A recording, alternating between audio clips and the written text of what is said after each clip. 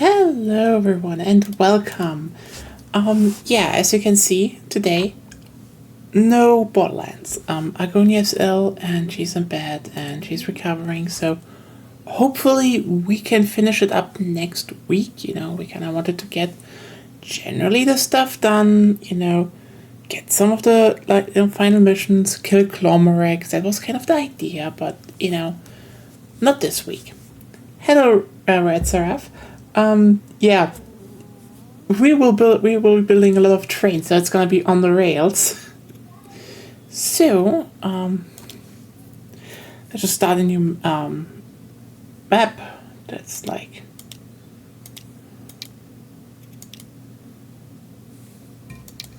21 map size. We want a large map. Obviously, I have beefy PC, so give me large maps. I mean, also, if your map isn't large, then how can you build high-speed rail?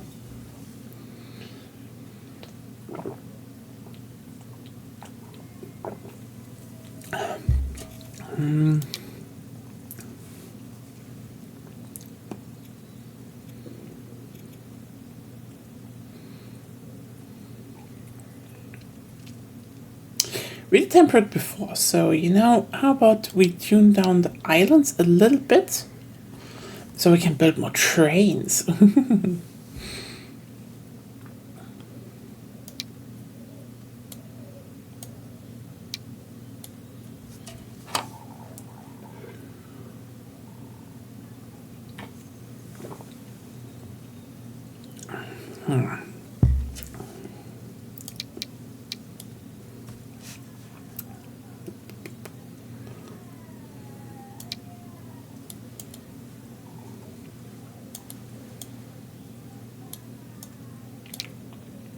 I think the biggest problem these kind of games still have, and I mean, they announced a sequel, so the biggest thing I am hoping to see from them is that we might actually see, how's it called?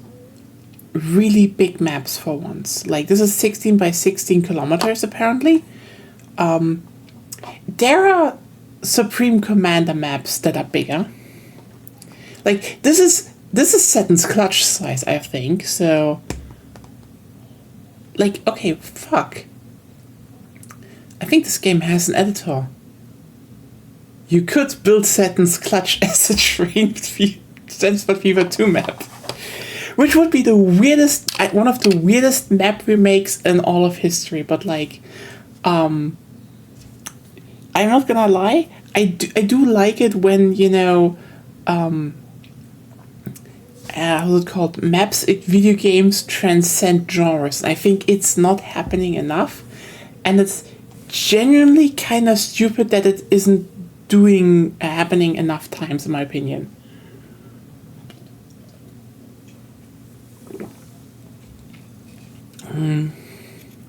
Sounds good.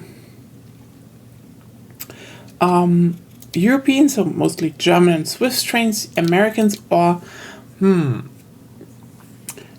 okay. I mean, we could get a Shinkansen Zero, and Shinkansen Zeros are vibes. I mean, oh boy, Shinkansen Zeros. The absolute vibe train. Like, I think the newer Shinkansen actually look very ugly. I know people are like, oh, but they need to be like that for ergodynamics. Like, no. I'm just pointing at the Velaro and the Velaro Neo. They have similar, if not higher speeds than the Shinkansen, or they're capable of that and don't need that big of a nose. So I think most Shinkansens just kind of look a little bit ugly in modern ones. But Shinkansen Zero, I don't think there is like a perfect, multiple units train design, high-speed rail design, a train design. But the Shinkansen Zero is the closest. It's almost perfect, I would say. Starting early.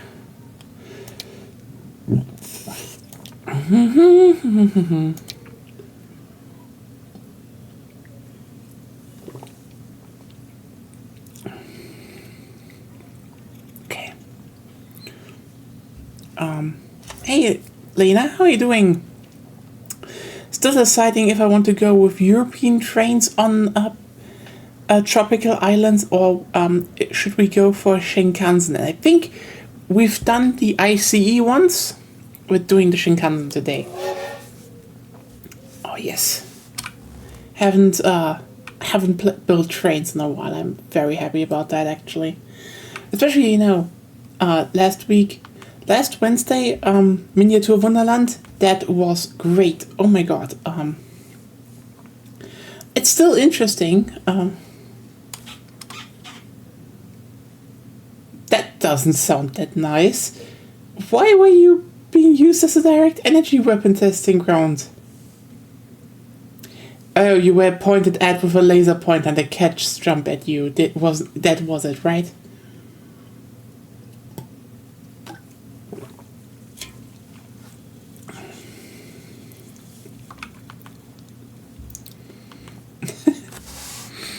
Okay. Close. Damn it!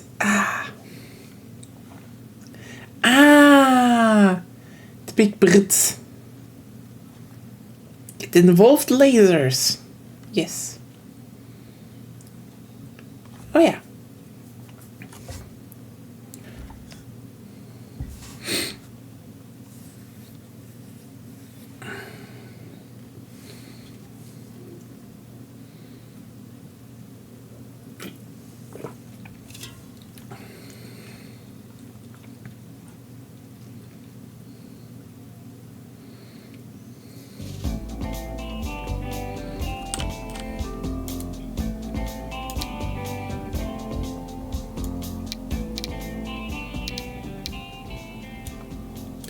Okay, so let's see what we have here.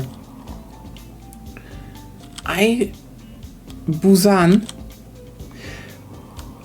Oh boy, should we build a train to Busan? One day, yeah. I need to pause first. God damn it.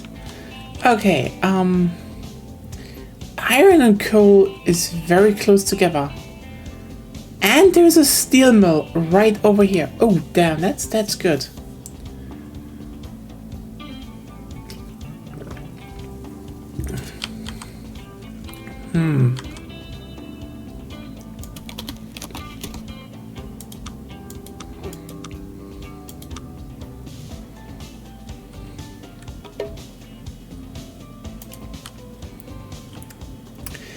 Just looking, oh,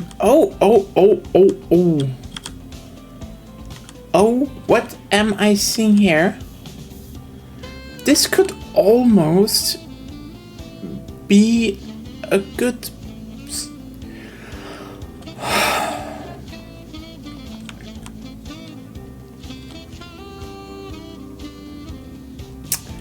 Okay, no, first of all,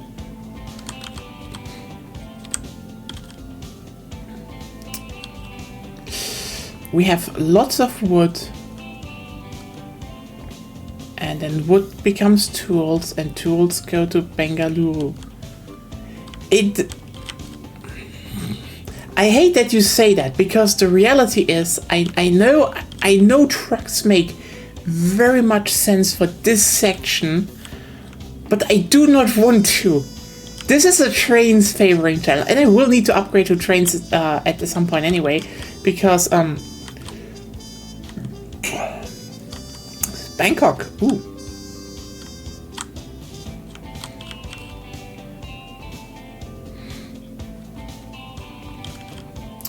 Oh wow, we could. Oh, we can have some oil shippings.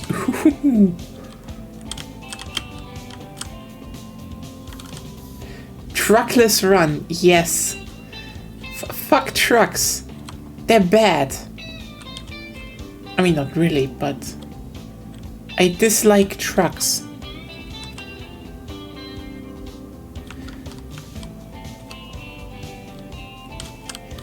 Honestly, the names are all over the place on this map. Like, we have Busan, Kyoto, Yekaterinburg. That's not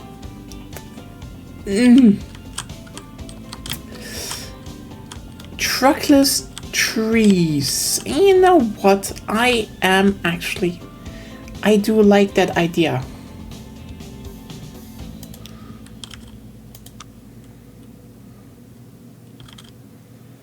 What do we have? Cargo terminus, train depot, cargo station.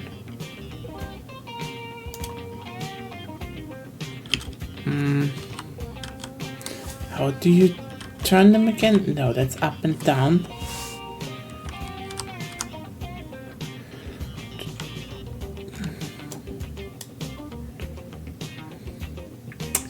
Haven't done...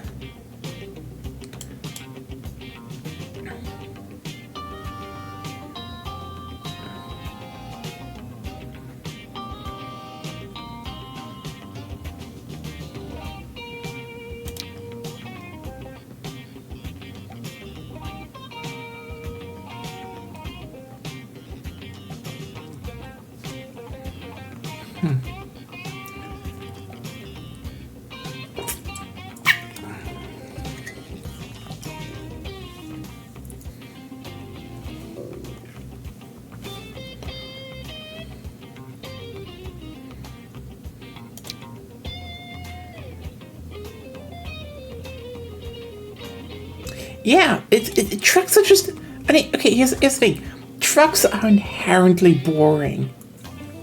It's like... I don't even know how to put it in a better way, but like...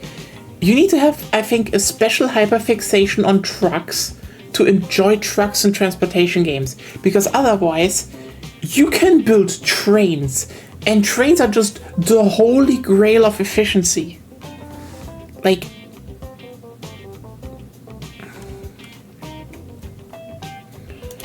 Let's do this, and here I do think we only need like 2 tracks. That sounds appropriate.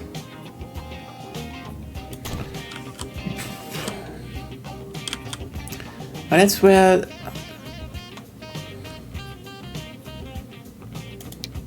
I should probably...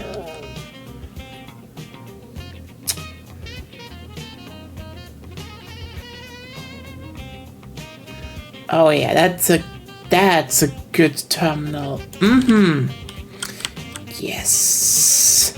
Can you feel the efficiency flowing? But first of all,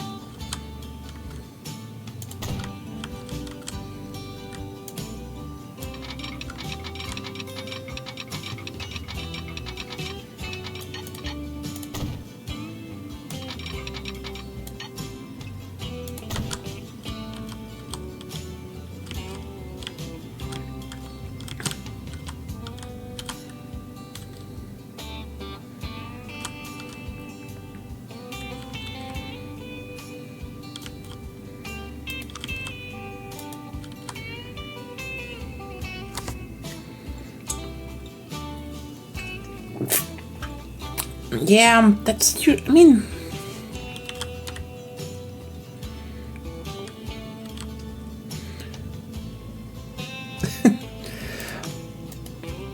I think the biggest problem most games like these have is, ironically, the very simple. It's actually very simple. It's just the fact that the technology isn't there. Like, okay, let me just think how I should put stuff here the best way.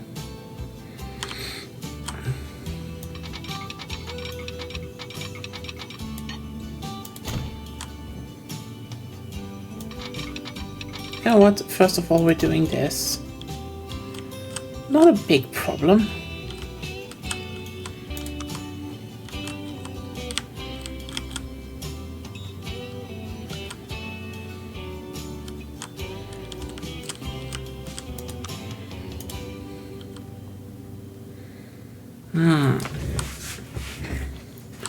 But yeah,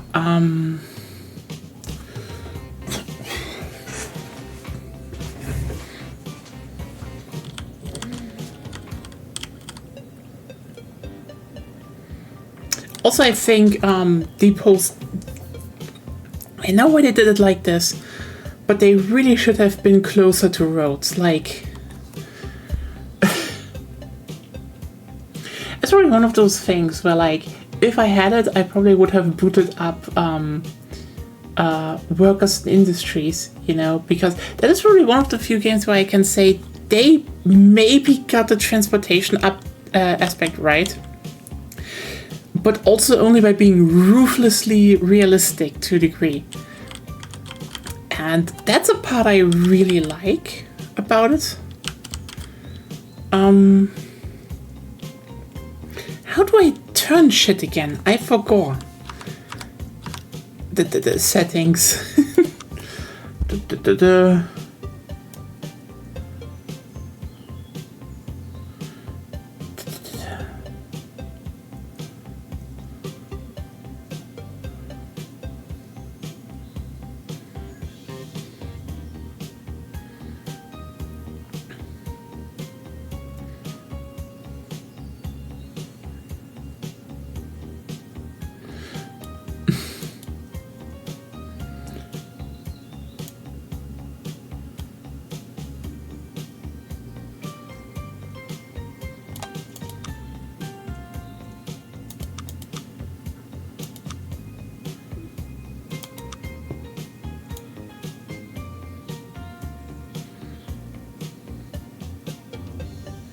Okay, I have no clue how to rotate stuff anymore.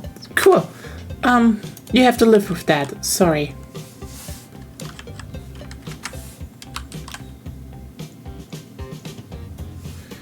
Yeah, that's the coolest part, that you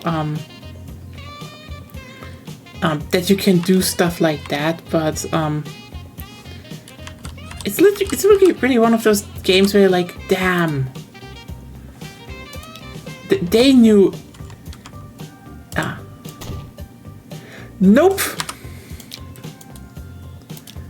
Fuck.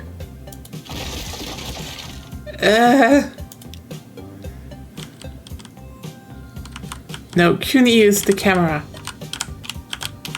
It's not even Shift QE, or it's Control QE. That would be, you know, intuitive.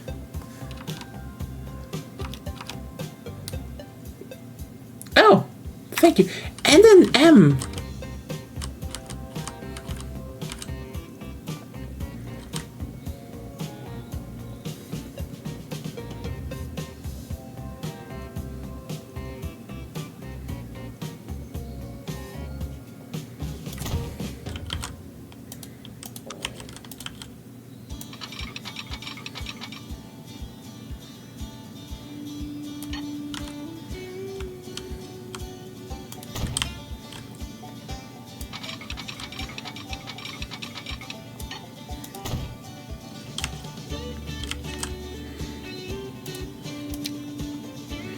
Okay.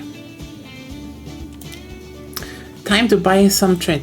We have to start with Russian trains. Oh god.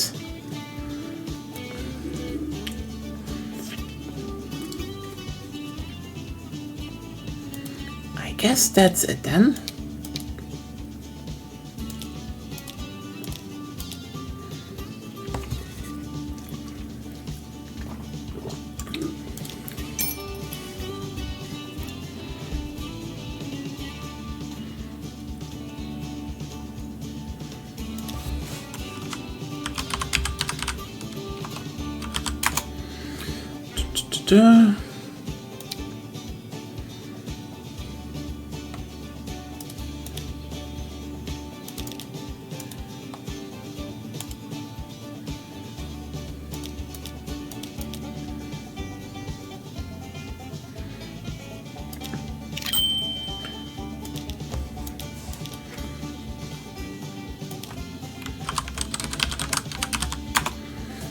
Okay.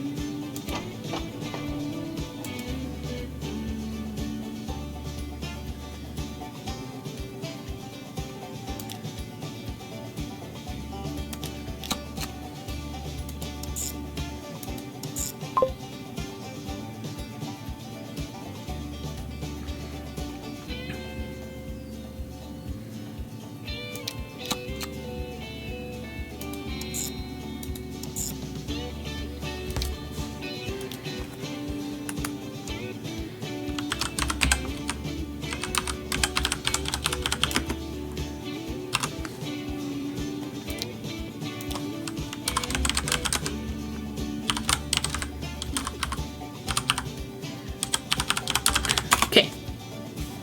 So,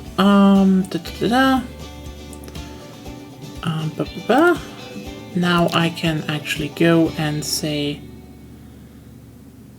no, where's my other train? Okay. Yes. And you? Where do I assign the shit again? I need to be a bit more.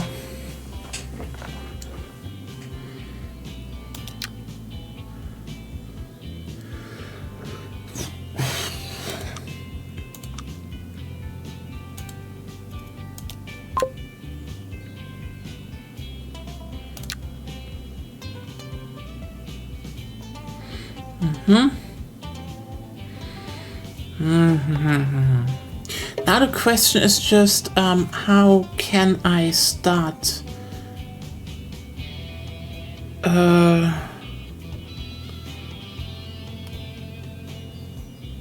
can I start a line?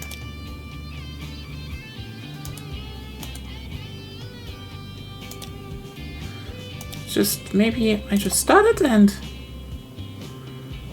oh yes, that was it.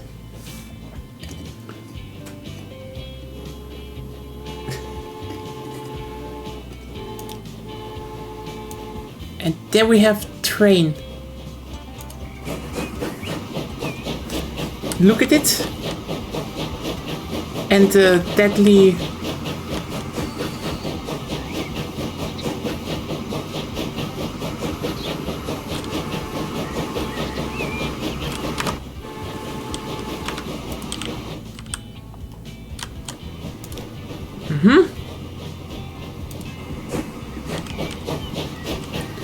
and transport those logs.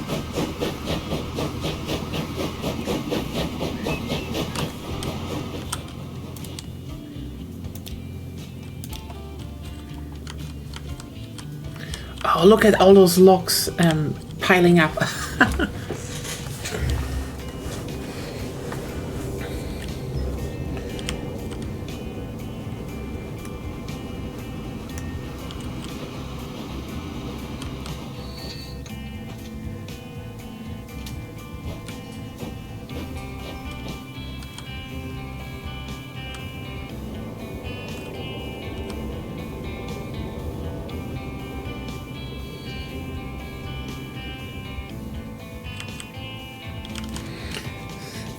Okay, so yeah. We have some small things going here, and I hope that this will hopefully end up well. I can definitely see that I expand the train here. And we have planks. Perfect.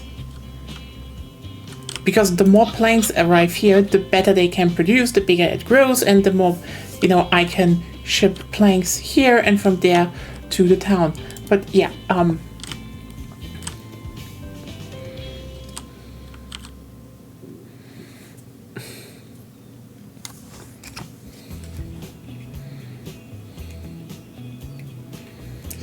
actually, Lena, this is not a Holzzulieferungs-Eisenbahntransportstrecke.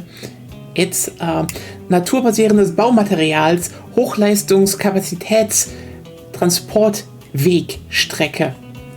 Please remember.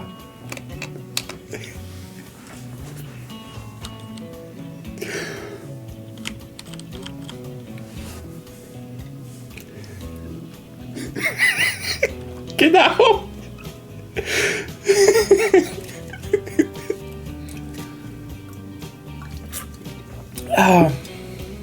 There. And now we wait and get rich with wood.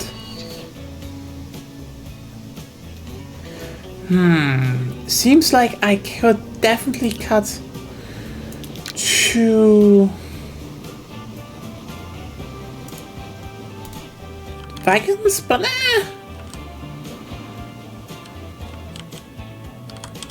oh wow, that's a lot of wood. Get rich with wood, only trains. Yes. Yes, exactly.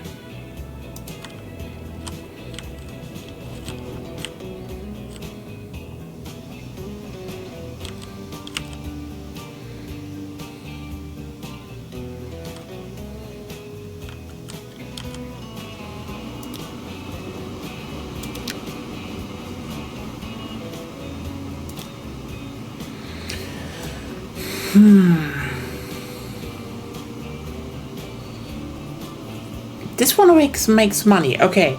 So, this one doesn't. One sparks profit, one doesn't. I think we can remove one train.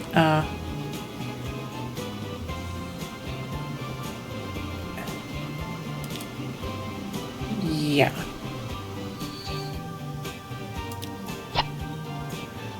There we go. Because it doesn't need as much right now. However, wood is booming. So I will add 2 more. And hopefully that will actually increase our earnings a lot.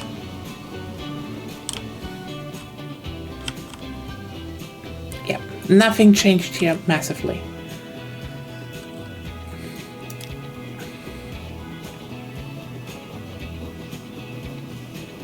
Would you look at those profits? Absolutely.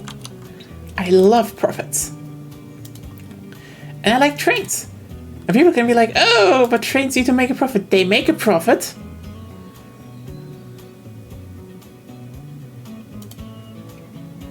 Like, I generally always get angry when, I see people be, when it's like reports on documentaries or something that are not from people that know about trains, who are like, oh, back then the train was important. Like, it's still important.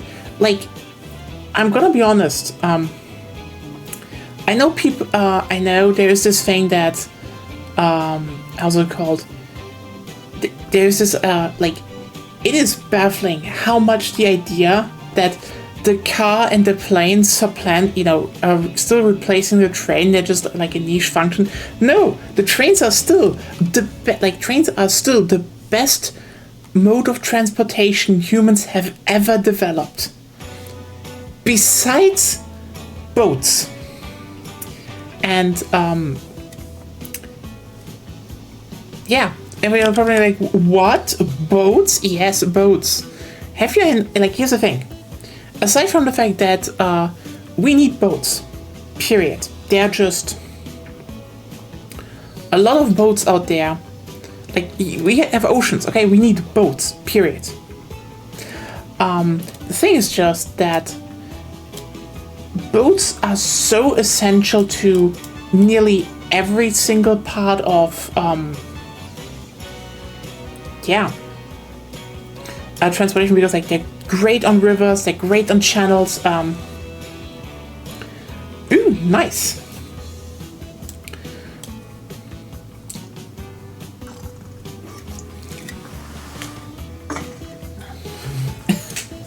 But yeah, boats, really good. Also efficient. Like, but they're so slow. Not really, but like, do you know how much cargo they can haul? Holy shit. Like, I have to admit, there are bad boats, and I hate the fact that that is a fact. But the bad boats basically are all, they're basically all only the, what's it called? Big, the big fuck off, cruise ships, and we shouldn't have cruise ships. Actually, ban cruise ships. Cruise ships are bad. Nice.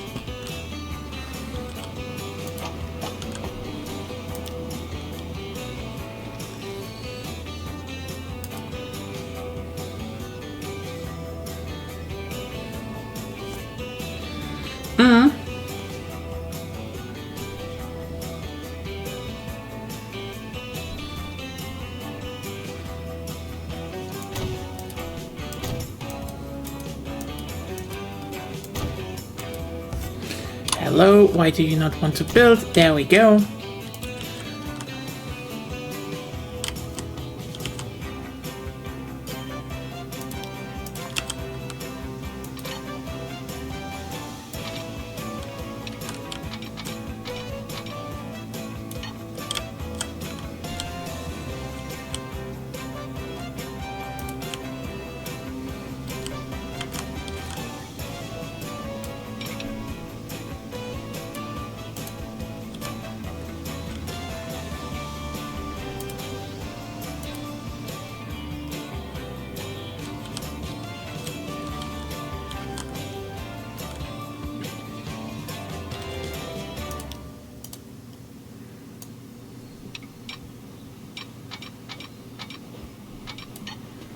You know what? I need to remove a little bit of shitty, disgusting road.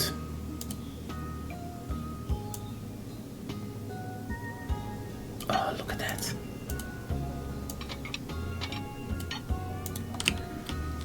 Rodent, yes. Yeah, that's why, by the way, pests are called rodent, because it's come from road, and roads are bad.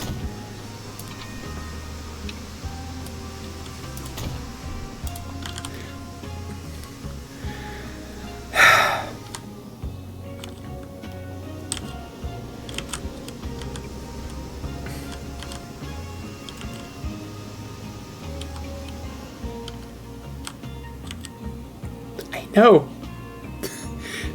Do you think I'm just shit-posting here? Shit-talking roads? No! I speak truth.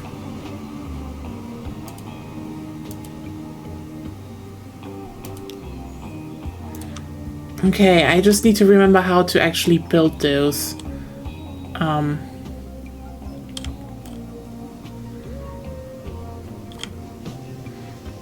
think it was like... Yeah.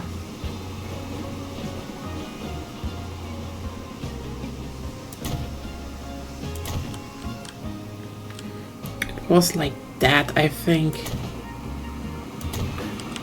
All right.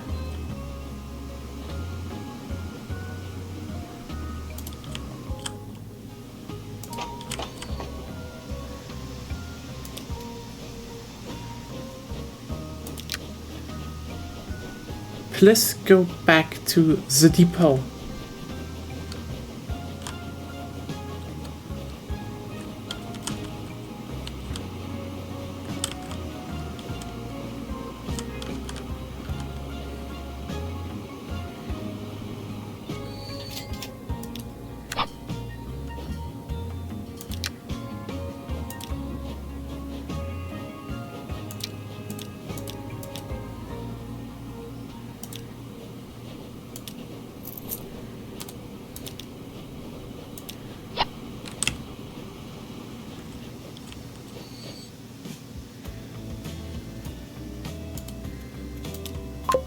And there we go.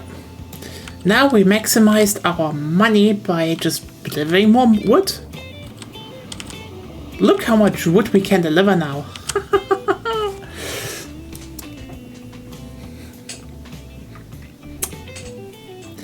Making my money with the wood. Wood maxing. Yes, we are wood maxing. Wood is, by the way, so actually, fun fact, everyone is nowadays saying, oh, wood is great, it's such an eco-efficient building material. And that is true to a degree. Like, the thing is, wood is to a degree also just overused. Like, don't get me wrong, wood is great building material. It's also some great just material to make, tools out of and such. Because the thing is, wood is durable, wood can actually withstand a lot of pressure, and also, and this is kind of important, people are like, oh, but it doesn't produce that much CO2. We get about that. We can talk about that. Here's the thing. Wood is good, but if we would really think about, if we really do about, oh, we need maybe building from wood. No. Wood is actually in masses not good. The best tree is a tree that is standing. Because as soon as you, log a tree, it stops absorbing CO2. You do not, under any circumstances, want to get rid of trees. At all.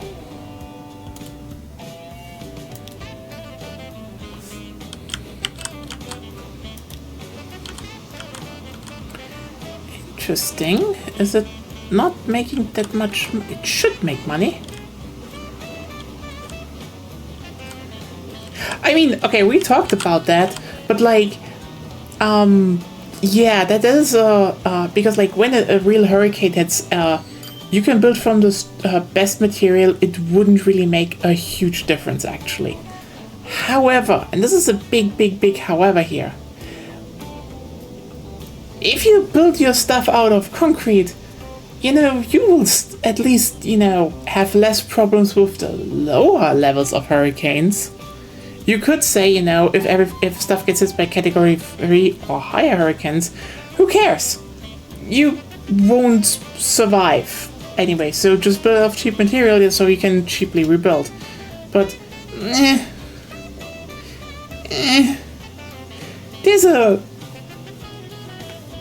it's a bit weird to think about it like that, I would say.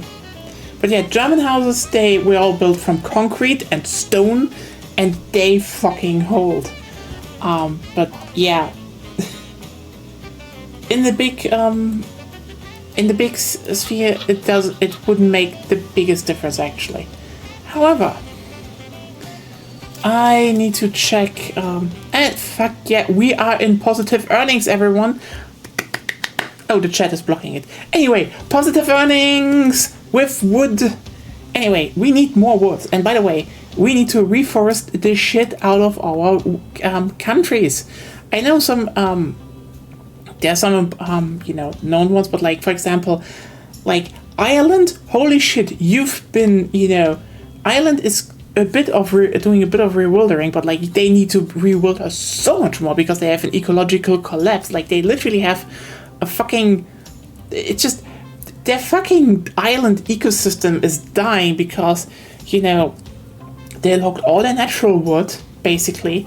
they don't have a lot of their old rainforest left. They had rainforest, keep that in mind. And then they were like, how about we build that one tree that grows fast, because timber industry is bringing in money. And hooray, now everything sucks. Enjoy. But yeah, no, we need more trains. Like, holy shit. This is like, as I will say, most transport games are not one-to-one scale, and I would say they should.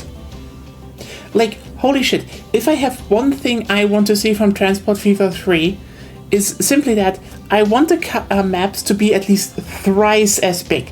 Thrice, not twice, thrice. I want to have long distances where I can build high-speed rail and my trains can go whoosh. I do not want short things where like, oh, we need to brake again. Fuck you. I want distances. I want to actually be like, okay, I have to cross this mountain range and it should feel like a fucking mountain range. Yeah. I really want like actual long distance stuff, and that's such a big thing actually. Like I don't even know where to start with that, because it's like, yeah.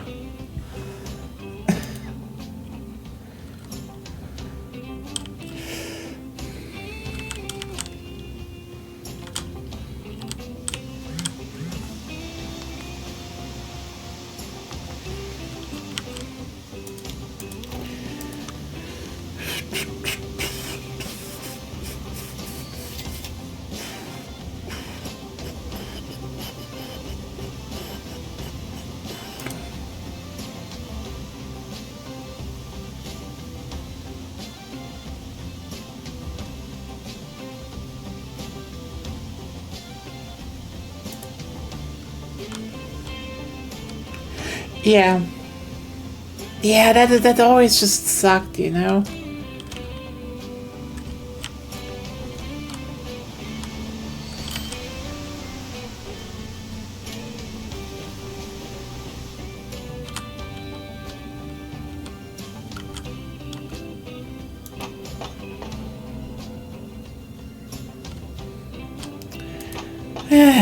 know what? This is probably the saddest thing I have to do right now, but goodbye. I can rebuild them. I just need to save some money right now.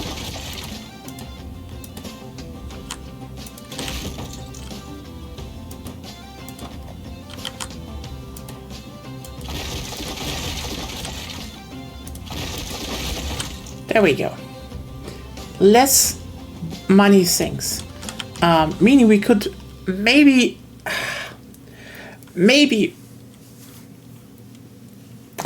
make a small truck connection. No!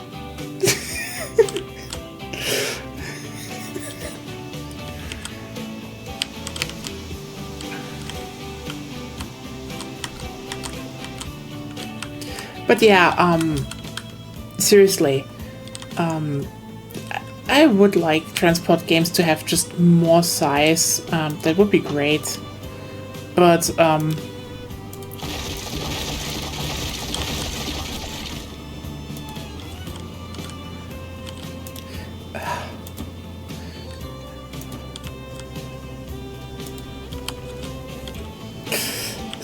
sorry, Elena. It's still me. I'm just thinking practically.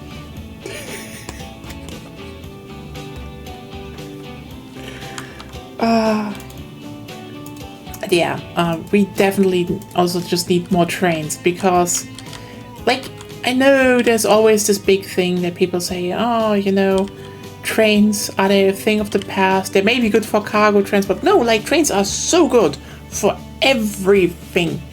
I cannot even begin to tell you how good trains are actually for the environment, how good trains are for basically everything, because like here's the thing, okay?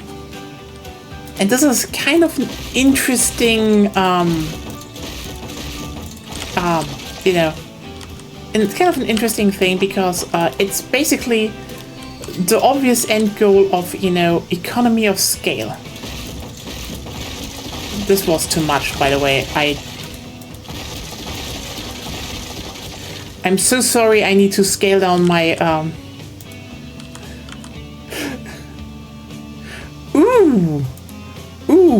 Ooh, if I no, I don't have the money. I don't have the money to buy new locomotives. What is this horrible fate?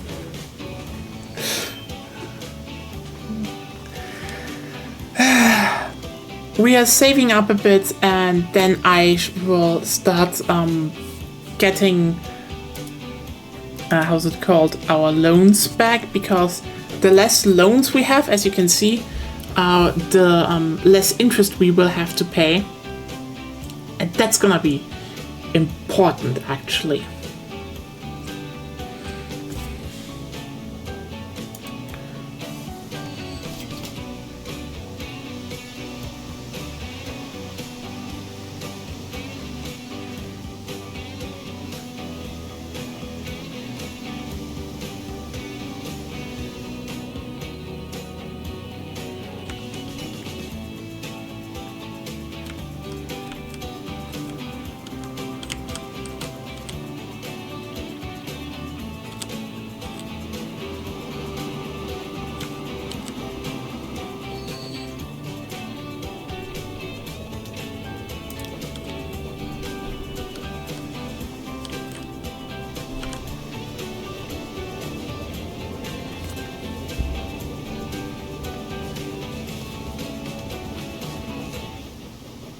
Yeah, like, the thing is that the moment things get, like, the thing about transportation is, as I said before, with scale, a lot of the with scale, a lot of stuff changes. Like, for example,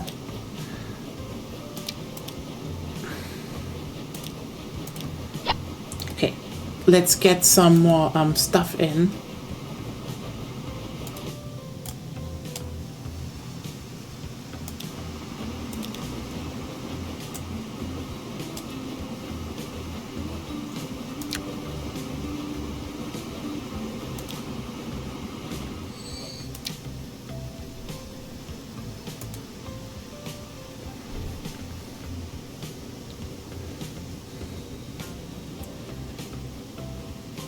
That's obviously how it works. More train means more money, right? Actually, that is true, by the way. Like, here's an interesting thing. I know there is this thing going on that, you know, when it comes to, for example, trains, that people are like, oh, the trains in the USA, they are so horribly long, and there's a lot of stuff getting mixed up there, because, like, those horribly long trains are actually very efficient. There's a reason we are also doing that. Not only that, something, and I mean that you probably will be like, oh, Nia, what happened to you again? You know, we should, for example, actually allow bigger trucks. I know this sounds weird now, but here's the thing. It comes down again to the economy of scale. Because in Finland, for example, they have way longer and bigger trucks than we have, or the USA.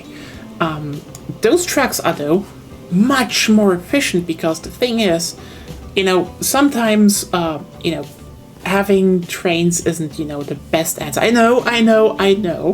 Yeah, Australia too. Australia could build trains, though. Like, Australia is legitimately just way too fucking cowardly to do that. Period.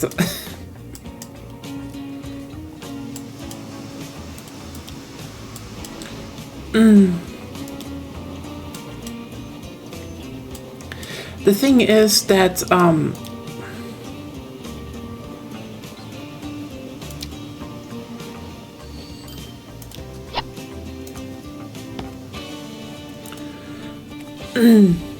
Yeah, like Australia is probably one of the best examples of a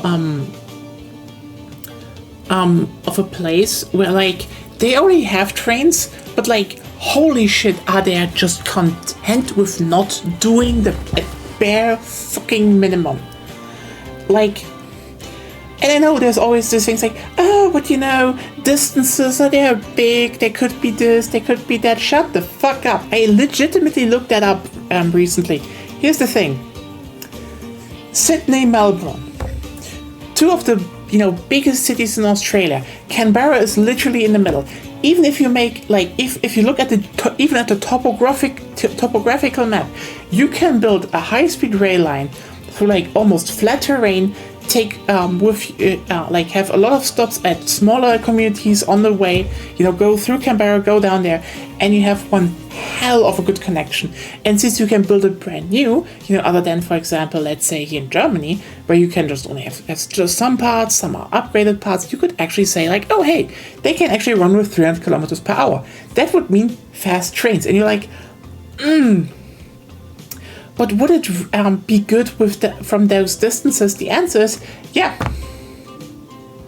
It's roughly the same distance between Hamburg and Munich. And we have frequent high-speed rail trains every day between those, so why can't Australia build it? Oh yeah, because they got hooked on car brain and only now are realizing, maybe cars were a scam. They are. Like, I don't think we need to talk about that. Cars are a scam. Like, and I'd be like, but cars can be, cars can be useful. I know, hot take, especially from a train channel here. But cars, how they are sold to us, how they are supposed to be used day-to-day life, that is a scam. That is a straight up scam, because there was an industry of rich people that simply looked at the fact that no one needed their product. Everyone they were dense, they lived in dense neighborhoods, they had streetcars, they had trains, they didn't need cars. And that is why the suburbs were built, that is why the highways were built. Like, car centricity had to be manufactured. That's the key thing. The way today had to be artificially created. It's the biggest scam in human history, because when I look even outside, on my where I live, and I live in a pretty good connected area. We do not need this many roads or these big roads. We can cut out half. We can put down trams. On top of the subways, and people will be like, but this would cost money. It would cost money in the beginning, and then it would save us so much fucking money on in the long run, because people wouldn't use their fucking cars. And the big reason why it was created, racism. I mean, okay, here's the thing. Yes, but, and I know this is probably the biggest thing a fucking white ass toast person can say ever. Racism was a very useful side effect to sell cars. Like, Ford was racist, okay? No question. Like, he's a fucking racist eugenic ass, and he deserves to be in the same spot as Hitler. Hope they both burn in hell. Anyway, the thing is, car companies mainly wanted to build cars.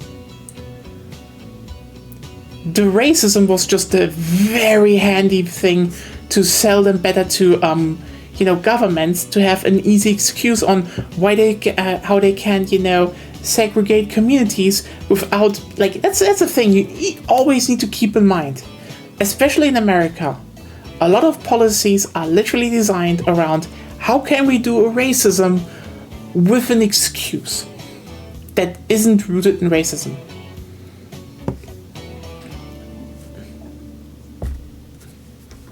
And that's actually kind of disgusting if you think about it, that our whole way of life that was even exported across the globe only happened because white men in the USA wanted to do a racism and couldn't just burn down neighborhoods without a good reason.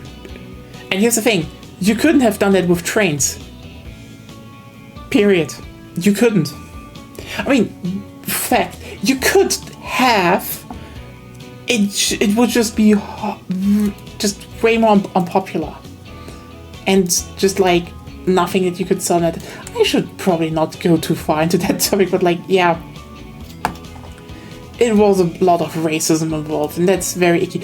You know, that's actually kind of interesting when I then hear takes from some people that like, they can't understand why people like trains because the train was a tool of colonialism. And I just sit there being like, buddy, here's the thing. Yes, and now comes the biggest fucking but in human history. Also not really. Because, like, if trains were a tool of colonialism, exclusively, then why did the Europeans build them so much in their own backyard? You can use trains for colonialism, and holy shit, were they used for colonialism. Like, here's the thing. Trains were a tool of colonialism, and they were a very effective one at that. But trains were not, like, really sold as that. The car could only exist because, literally, again, politicians had an easy way to get racism down and segregation. That's a big thing. Oh wait, how? Oh my god. Okay, ships is even worse. Like, yes, the great tool. Oh god, I'm great, you know what? I saw that you posted on Discord. Let me just have some fucking brain damage, I suppose.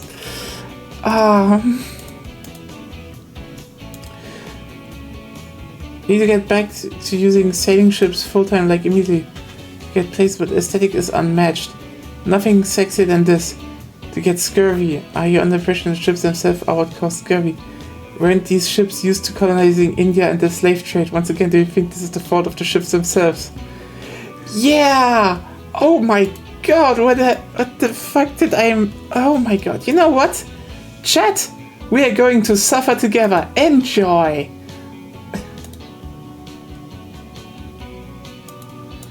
Okay.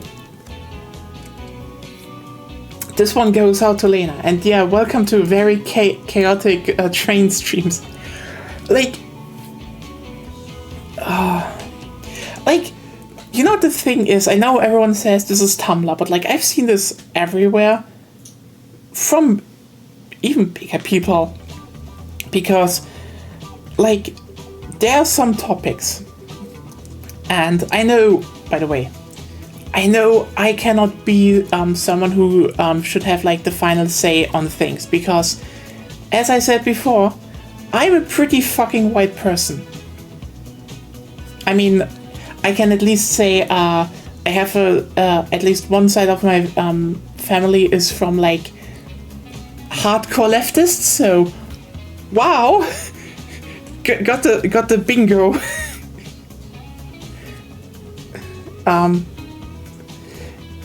Yeah, I know, but like, I think the big part is that, especially when it comes to leftist stuff, I think a lot of people, like, there is a certain type of, I'm taking out the words, performance going on, and there's a certain kind of trying to be like, look, I understand the world more deeply.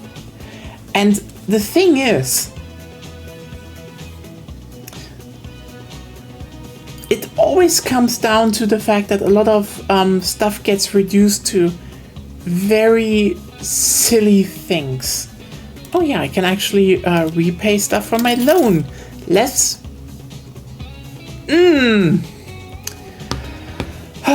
loan interest. Let's get it down more. Hooray. And let's just pause the date speed, and we can continue afterwards. But here's the thing. transportation is always an inherent, like, you always need transportation. Transportation can be used for good and for bad. Like, if you're if, for example, hearing people like, oh, why do people romanticize trains so much? I can tell you, at least in Germany, it comes from the fact that trains were the lifeline of communities. Like, there are so many villages or small towns, especially in more rural areas. Oh, yeah, I should keep them up, but I don't care. Well, it's always the thing that when you look at how's it called? When you look at transportation, they will always be useful. Like, here's the thing where people are like, oh, but sailing ships were used for the slave trade since the Greeks. But like,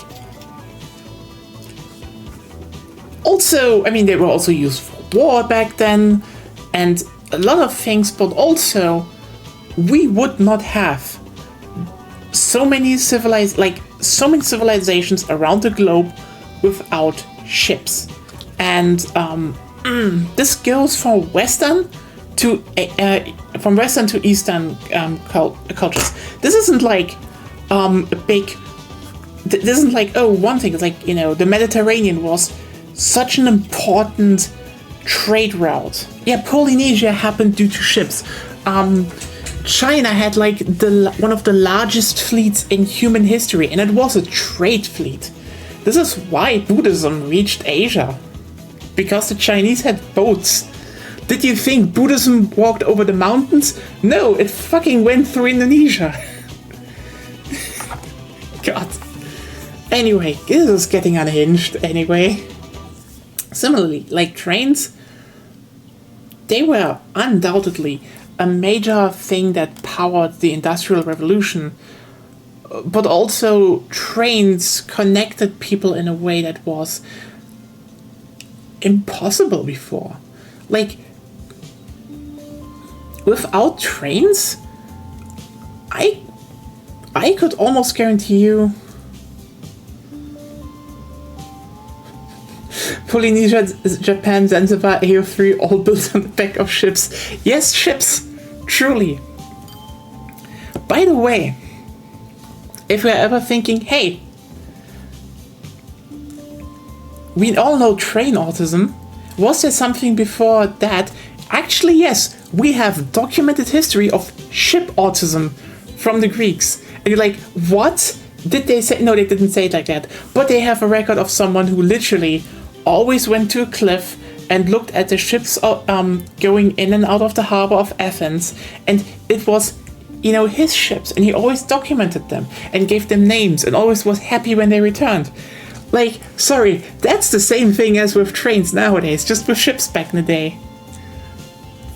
So, and fun fact, that never happened with cars. Who has cars? Shitty people that want to be like, look, I'm rich. I bought a really biggy, sexy car, and it checks way too much gasoline. And oh no! And like, sorry, no, you do not love your transportation method. You do not love transportation. Like, here's the thing, Chuds who buy cars, they buy so many cars because they think, just one more car, bro, and it fills the emptiness in my heart. And meanwhile, a person that loves trains stands on a bridge and will see it rushing along beneath them. And it's a carnal love. Especially when it's a steam engine.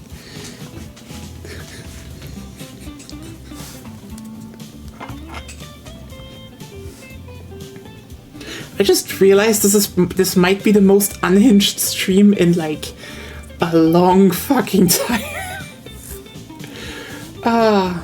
I want to actually turn up the speed even more because, sorry, this is how you play a lot of those transportation games. You build up something that does money, then you slowly pay off your loan so you can make more money in the long run, and then you start actually building stuff that makes money.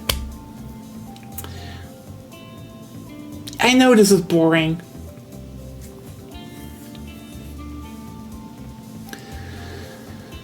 We will be getting there.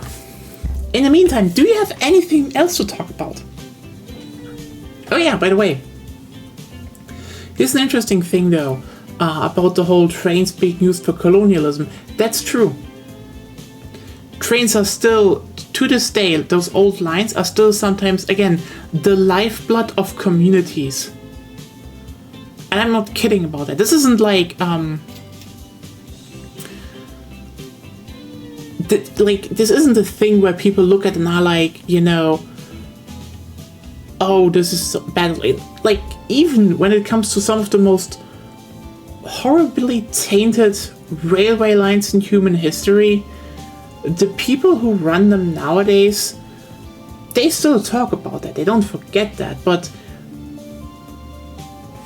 like, there is a big thing of, you know, I hate that word, but I would say the reclaiming did happen to a degree for them, because, you know, yes, something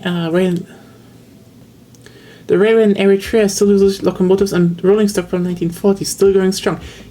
Yeah, I would generally say that, you know, and I know those people need to decide that on their own, but I would say if Europe could repay Africa in one way or another, it would be like giving them the money to actually upgrade their railway lines and have new rolling stock and have access to education. Like, there's a reason why, how's it called?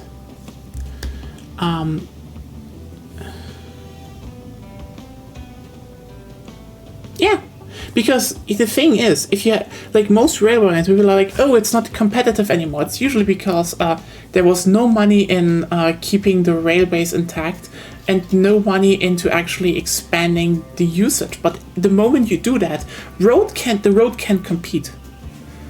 And I mean that.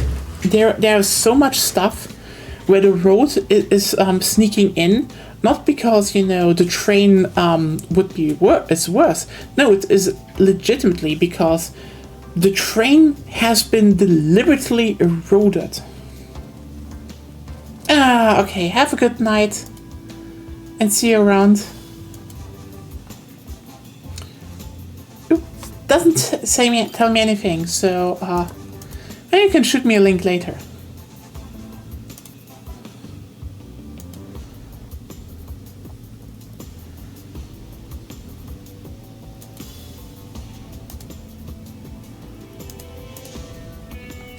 Oh!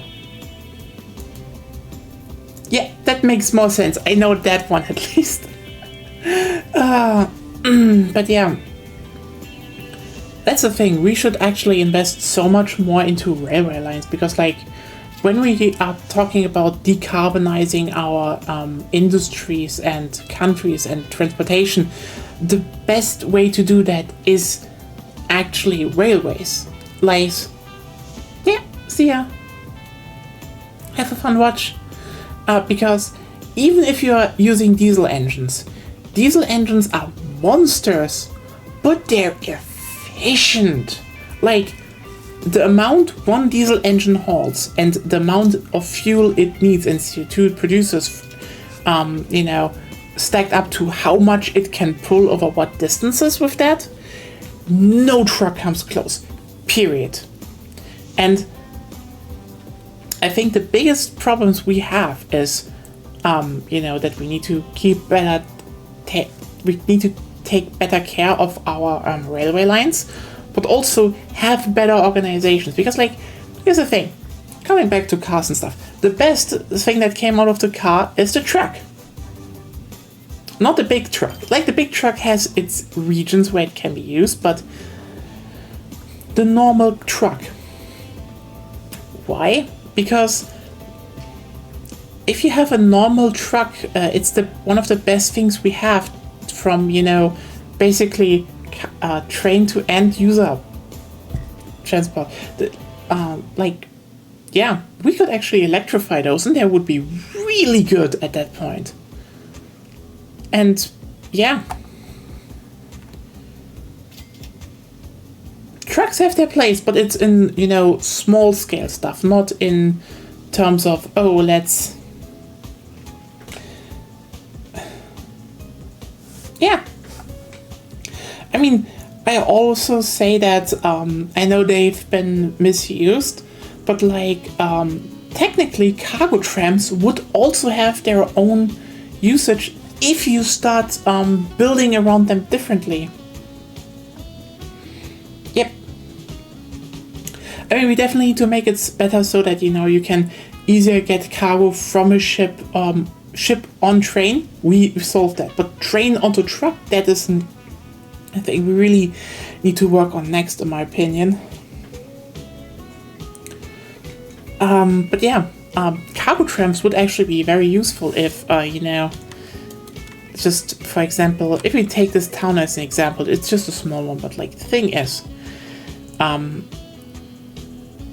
if you make the station again here, and then a tram would transport it to if we say there's more city here or so, to one local transportation up here where it goes in and unloads, and everyone in its area can, come with even smaller electric trucks, the really small one, K truck size, and, take the stuff they need for their shop or bistro for the day, or, they could even get it with cars. And the more you plan around that, you could actually eliminate even more trucks from cities and be even more efficient, because, yeah.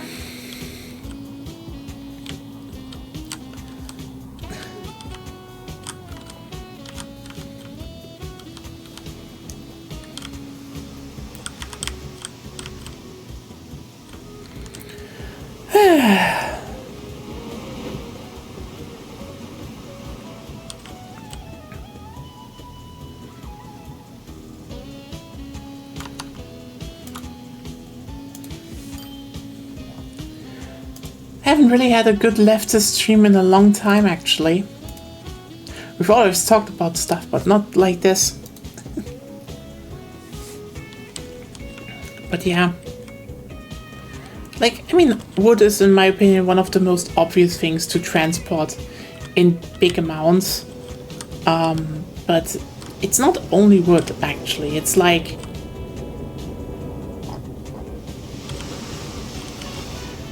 for passengers, trains are so good. Again, it always comes down to efficiency. People are always things have to pay for themselves. Actually, bullshit. We could, here's the thing. Most Western countries could literally offer short and long distance train trips for free, and they would save money, period. Again, the whole thing of trains need to make money literally only came from the fact that, again, streets shouldn't need to make money, so cars don't get taxed as much, because else everything would be a tollway. Because if cars need to make a profit, good fucking luck with that. Cars could never make profit. The fact that trains can make a profit speaks to the fact how good long distance trains are. And even then, you're yeah. By the way, this is actually the reason why Japan is building the maglev.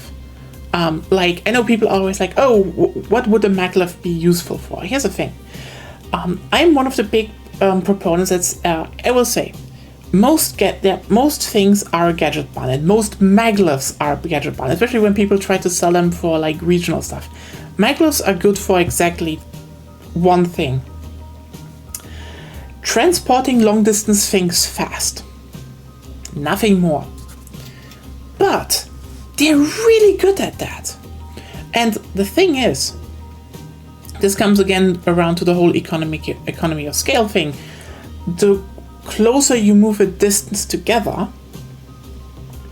the more people use it. We've saw that multiple times, because this started in the 1960s in Japan, because this is why they built the Shinkansen. They connected Tokyo and Osaka. Those were two massive, absolutely massive trade hubs, and the travel time were cut down from multiple hours to, I think, 2. And the thing is that this suddenly meant that if you wanted to go somewhere, well, if you had to have anything in terms of business or just a trip or anything, or you wanted to get in or out of one of those towns, every 15 minutes at the same platform, at the same station, there will be a train going to one of those cities. That is huge. Like, that was such a big boom for their for everything. And fun fact, when people say, oh, look, Japan is a good example of why privatization works, by the way, I need to say it. No. Privatization of train lines actually is holding Japan back compared to other countries. And this is not meant on the long distance stuff, but on the regional rail. Because, well, long distance stuff, well, it was built by the government, and then they just sold it off, and the new private companies could just be like, yeah, we don't have, look, we don't have the debt that the we don't have the debt that the governments had before. Yeah, obviously, because they still had that debt and you didn't, and so they just literally got handed a really profitable business for free. They just had to keep going with it. So yeah, I actually would say the Shinkansen actually belong back into the state hands in Japan, as every type of rail does, because holy shit, no private company could build successful long distance railway lines. The only one that is currently actually doing it in some form is Brightline, and they're building exactly one line, and it's Los Angeles to Las Vegas, and not even in a good way, because here's the thing, if they actually meant to make it seriously, they would talk to the city and actually have a good upgrade, that they can go to the main station, but they're not doing that. Curiously, because they do not really care that much. Similarly, how that they don't arrive at the main station in Las Vegas, which I would actually say that Nevada and California should actually put some pressure on and help them maybe that this is the case, because here's the thing, having a company build that, good. Listen, I'm not against that line. I think the fact that Brightline is doing it is better than no one doing it. But the fact that they try to disconnect it from the normal system, that is bad. They should be getting told, no, your stuff actually has to go to the main stations. You can get help that you get some preferential stuff, but here's the thing. California high-speed rail is coming, and it's like, I can tell you right now, it's gonna be one of those projects when everyone's saying, it's costing so much money, but like when it's done, everyone will agree this was worth it. Because it's always the case like that. Always. There was never a case where the building high-speed railway line or building any big train project was in the end not worth it, no matter how much it costed. And yeah. The thing is, I will keep saying, if California is smart, California and Nevada should both pressure Brightline that they should end at the main station for 2 reasons. Because if Brightline ends in Las Vegas at the main station, that means, oh, you want to go somewhere else from there? Oh, Amtrak is right there. You want to go somewhere else into California? Oh, just another platform to the side, there's California high-speed rail. Oh my god, you know what this means? Better connections at the same station. Less congestion that people need to take, a tram, and it makes it more popular, because this means, this would suddenly mean that, if people want to go to Las Vegas from California, they could, get onto the train from San Francisco, drive down to Los Angeles, change platforms, and go to Las Vegas. Perfect. if it happens as it is now, because some people don't have a spine apparently, they have to go down to Los Angeles, go on the metro, drive out to another station, and then go to Las Vegas. Bullshit. That's a step extra that no one wants, period.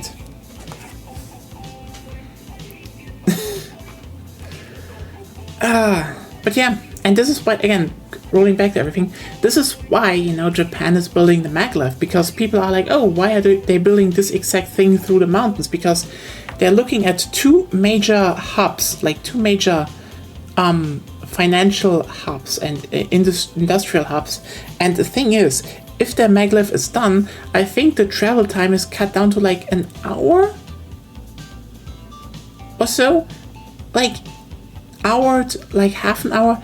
That would suddenly mean two major cities are in commute distance, because commuting distance isn't a straight distance on a map. It's how fast can you get there.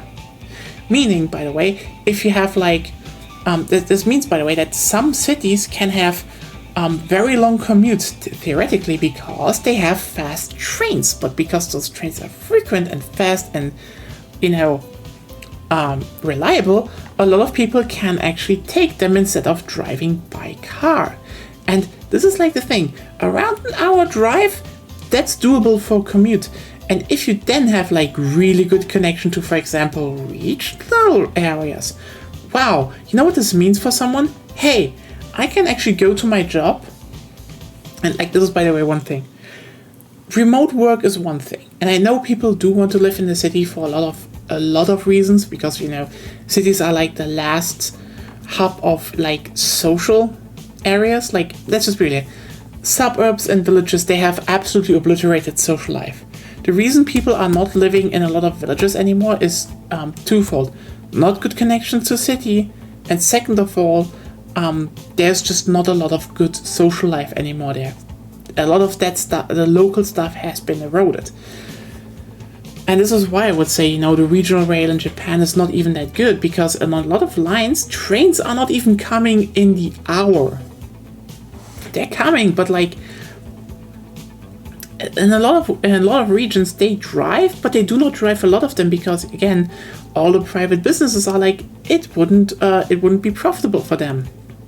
Meanwhile, if you look, for example, and I know people have said a lot of things about it, and I can totally chime in that the quality of regional rail isn't the best in Germany. But I've actually been to I've been in a boarding school like in a very rural region, and we had 3 trains per hour. 3. If we wanted to go to the nearby city, we could go there on a whim. It took some time, sure, but if we planned for it, we could get there and we could get back. We didn't need to be like, oh no, we have to wait 2 more hours before another train goes. No, there was a train. There was always some train going, and that was so good for weekends, because you could go to the local games workshop and play Warhammer 40k. Anyway,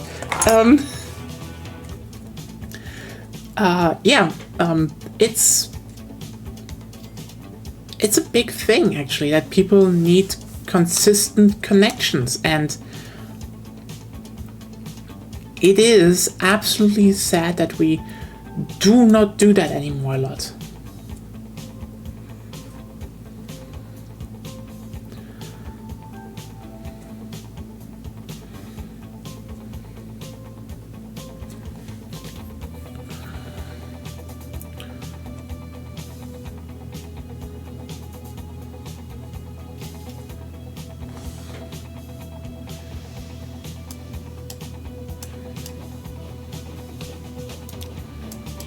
And yeah, again, we just need to build more trains. And also just, here's the thing. I know sometimes people are like, oh, hey, should people be over-engineering stuff and shit? And yeah, I mean, the irony is, I've been actually thinking recently about third space socializing has really eroded in a lot of places. I mean, I have to sadly say this is because of cars, and this is sadly also by design, because trains are 100% a third place. Like, there's a reason a lot of people meet up at train stations. There's a lot of stuff around train stations, usually. Because train stations are where you usually want to build your stuff. I mean, usually, again, when I look at a lot of regions in the USA, it's a lot of, hey, actually, no, you're not allowed to build stuff there. You're only allowed to have a car space here. Fuck you. And I will be like, why do I want to have so much cars here instead of places where people can just walk to easily? I could definitely not be because of the whole... Yeah.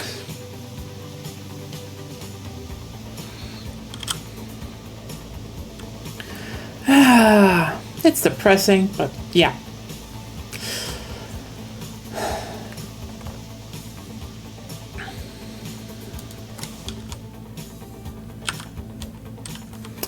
But yeah,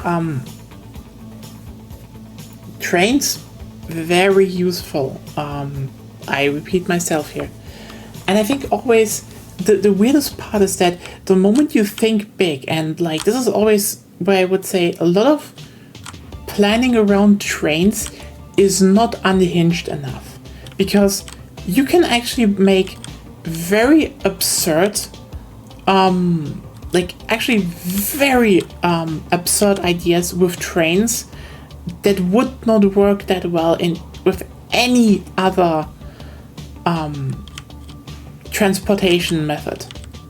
Like, the thing is, for example, if I look at, for example, the town where I grew up, the biggest problem it has is that basically its main station is off the path where people would go, because there is a pedestrian area going up there, but it's crosses streets and it's just not really that good. And like, also the bus connections are okay, but but I wouldn't even say it wouldn't be that bad, because it's a town that could definitely grow. There are people there, and actually there is a lot of stuff in the region because it's a very rural region, but a lot of people live in that region. And what people do not see is how you could actually capture a lot of stuff. Like, just a rough idea. For example, basically the train station is like here, and there's like a lot of town allotted, but like the central part is here. But here's the train station. But there's like way more villages outside. And the thing is, the more I thought about it, and this is like probably the dumbest idea I could say, because no one would sign off on that, because it's like, are you high? This would cost so much money. But the thing is, if you build actually a tunnel under that city and have one station for regional rail in the center where people want to go to, and then connect those regional rail lines out to like all the villages and such, and rebuild some train lines, it would cost a lot of money, but people would actually use it, because like the main station, you can use that for like long distance trains and such, but like when the regional stuff goes through the center city and then maybe connects back into the train station in some form, it would be like, you could make some insane loops, but it could be doable.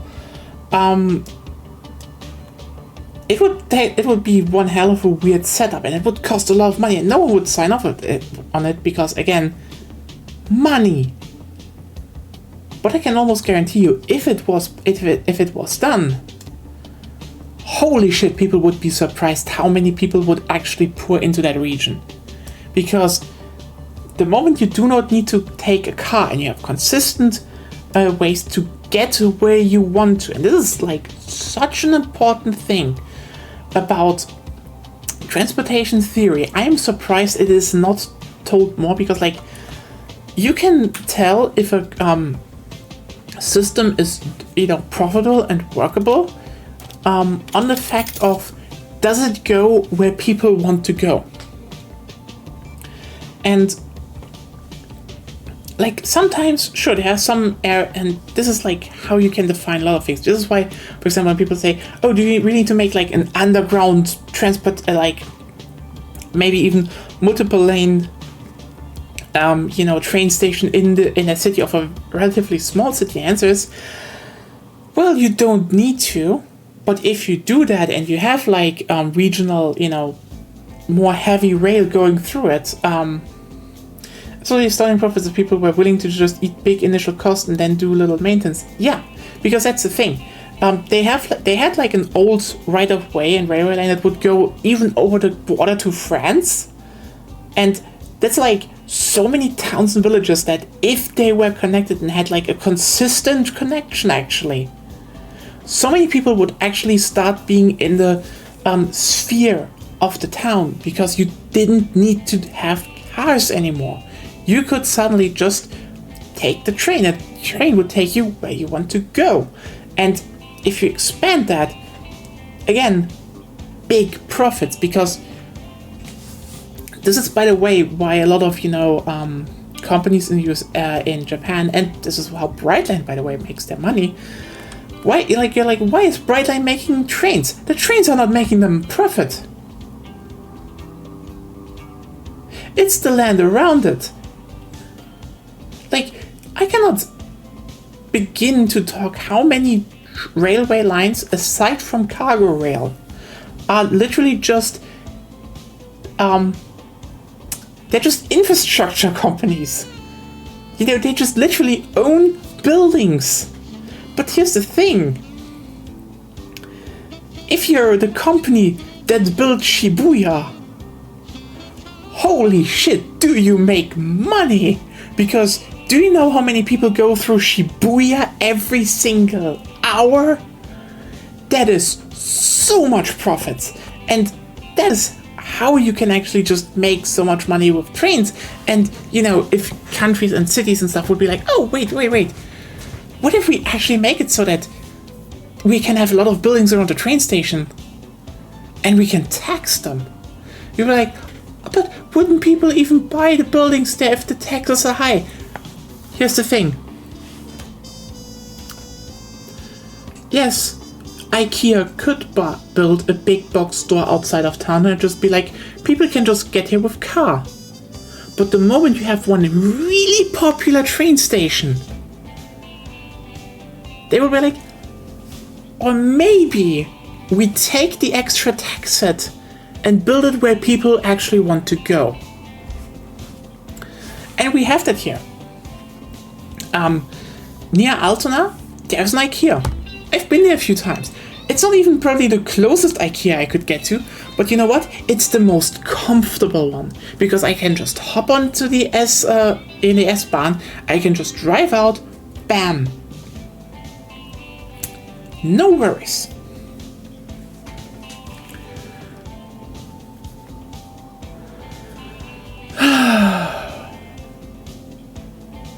Maybe I shouldn't have put it into medium, because now we're just literally looking at some... Can I... Okay, you know what other thing I want to see in the next game? Hey, can you maybe let me go up to 5 times the... You know what, let's start making some other stuff.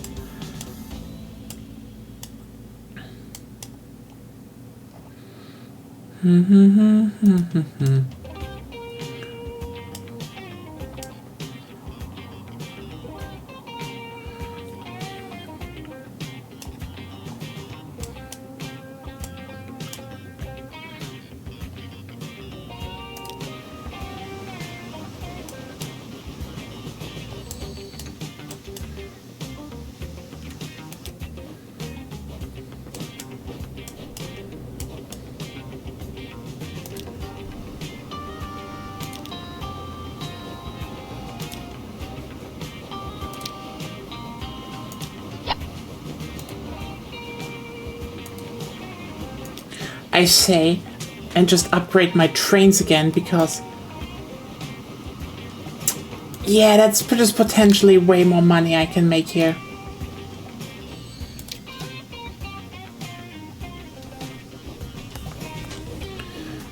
But yeah, that's the thing. Trains are always transportation first, always. And if you do not think of them in ways of, can you get, you know, can you actually get humans from one place to another? And again, get them where they want to go. Like, there's an interesting thing I want to point out, because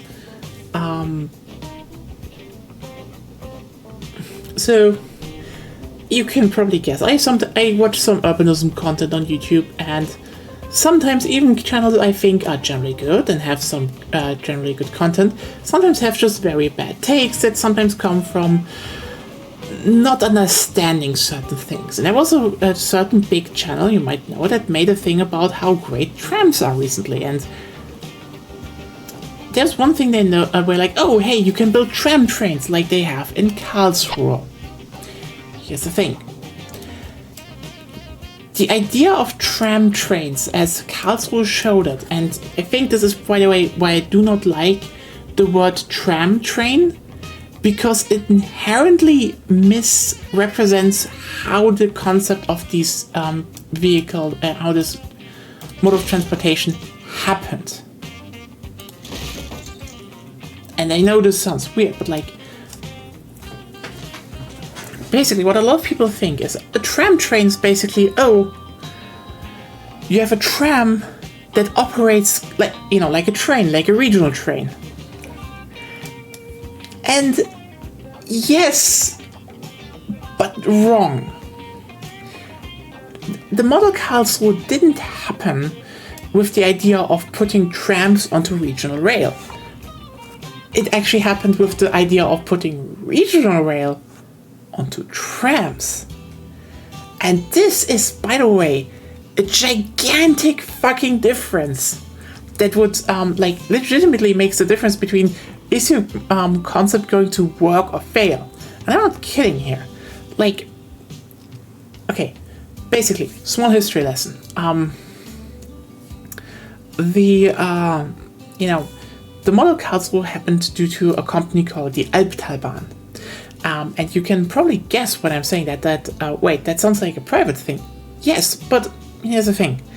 The Albtalbahn was one regional railway line going from Karlsruhe out through the Albtal, so you know, the Alp Valley, to, I think, what was it called? Bad Herrenalb. That was the last station. And you can still see remnants of that, like really beautiful ones, by the way. You know what? I can just put them up, by the way. Holy shit. By the way, if anyone doesn't know what the model Karlsruhe is and such, just ask. I can answer that. So yeah, it's a single-tracked railway they built.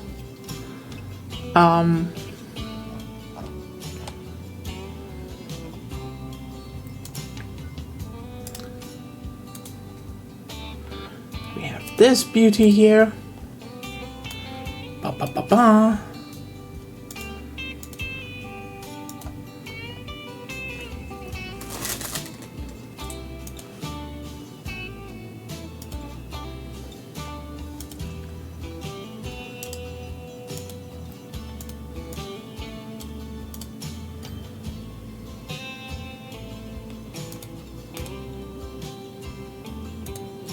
Okay, so basically, they actually had, as you can see, their own little. They basically had their own little. How's it called? Damn, train station. Like right next to the main station, by the way. Like literally, you go like here to the left and just walk a few meters, you're at the main train station. So. Yeah, this railway line was like an actual regional railway. And as you can see, this is like their final, the end station they have. It's a pretty old railway line in that regard, but quite beautiful actually. So, and you know, they electrified and all that, but the thing is that basically they just realized, hey, wait a second.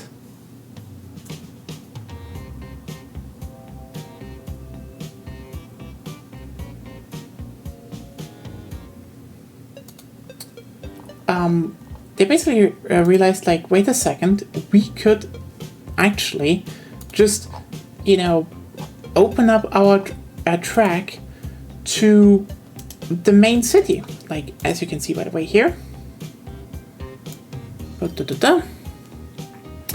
Don't worry, I can translate shit, but... Okay. As you can see, this is kind of a pretty sizable and very good, very well connected regional railway system. Like, you know, this is like the old stuff, and they went either down to Pforzheim or, you know, down here Herrenalb. And the thing is that this line here and those are still they're still served to this day, and this one is also. But yeah, they got renamed. But basically, you see, they basically just end here, like right at the edge of Karlsruhe. And then they were like, hey, listen, do people actually want to end there? And so they, you know, as you saw, they just started building inwards and put the regional trains onto the tram network, because the tram network was there already, and they already used, you know, multiple unit trains. And interestingly though, they switch, so like they literally are built that they can run on normal train lines, like even high-speed railway lines, and, you know, the tram network. And basically this meant that suddenly, if you looked at you know, the old plan, if you lived like outside in the countryside, you know, you could start here or here, and you could just go all the way into the center of town where you wanted to go anyway. Because before that, again, if you started here, you maybe need to go here, then be like, okay, do I need a train? Do I a bus? Do I walk? So there were extra steps. Now, no more extra steps. And guess what? People fucking loved it.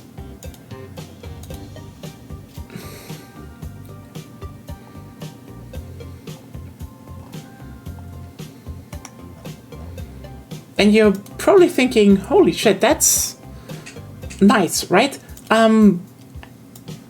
This is their actual network now.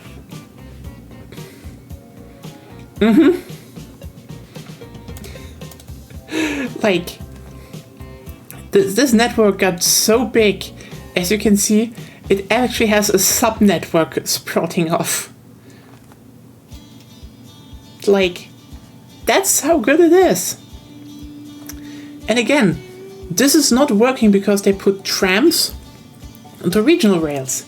This is because they put regional rail into the city.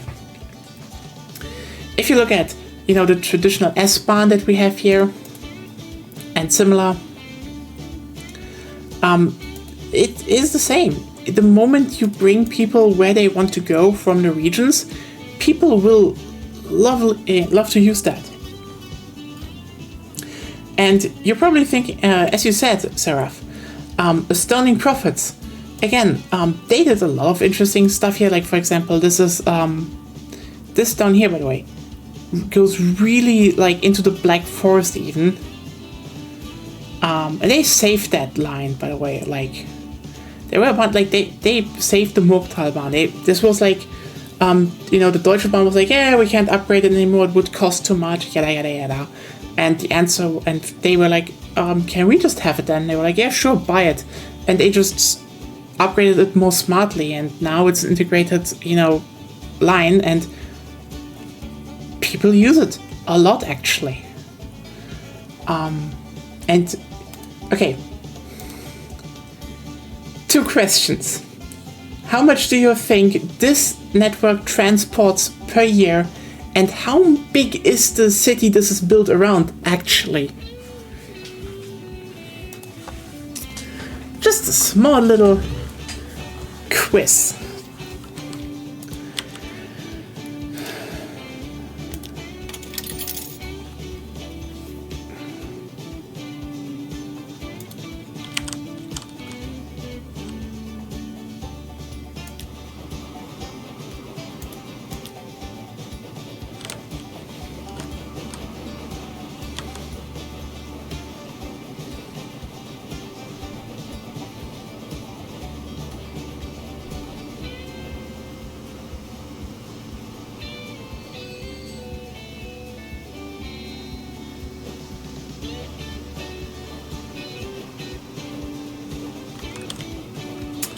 Any guesses?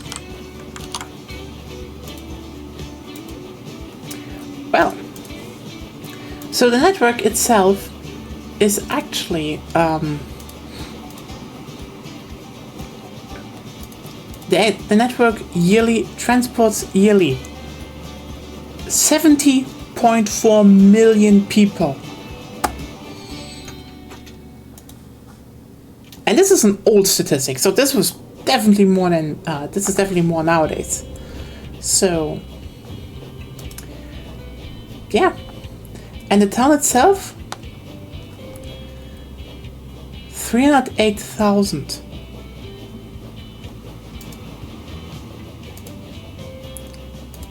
Let that sink in for a second. How many towns you know that have 308,000 people? But they could have a transport volume of 70.4 million people per year. Just because they just realized regional rail is essential if it actually goes where people want to go. That is the big difference.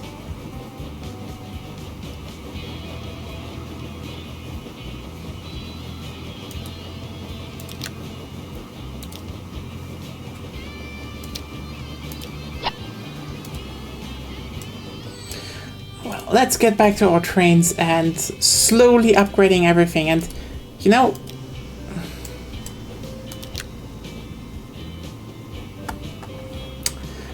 sometimes just, you know, sometimes you play around and you're like, oh, I just wish I could just add some money and be done with it, but no.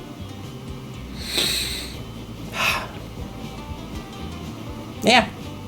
Keep in mind, when it comes to tram trains, do not think they are trams put onto railways. They are regional rail put onto trams. And this is just the most crucial difference.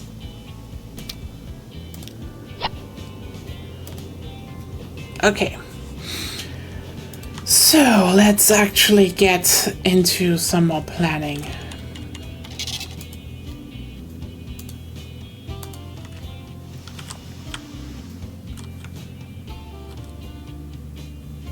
I sadly think the best way of actually getting some stuff done would probably be some trucks, sadly. I hate it, but you know, well, not actually. Trucks suck so much. Like, honestly.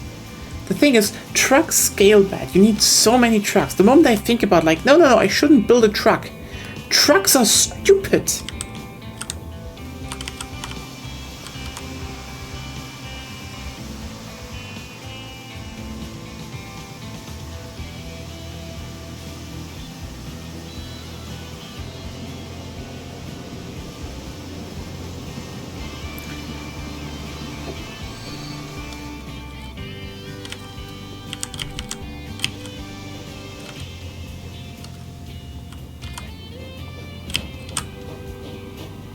Look how much wood is being hauled here.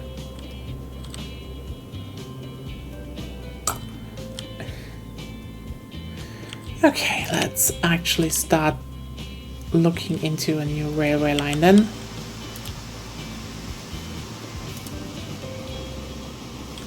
Oh no.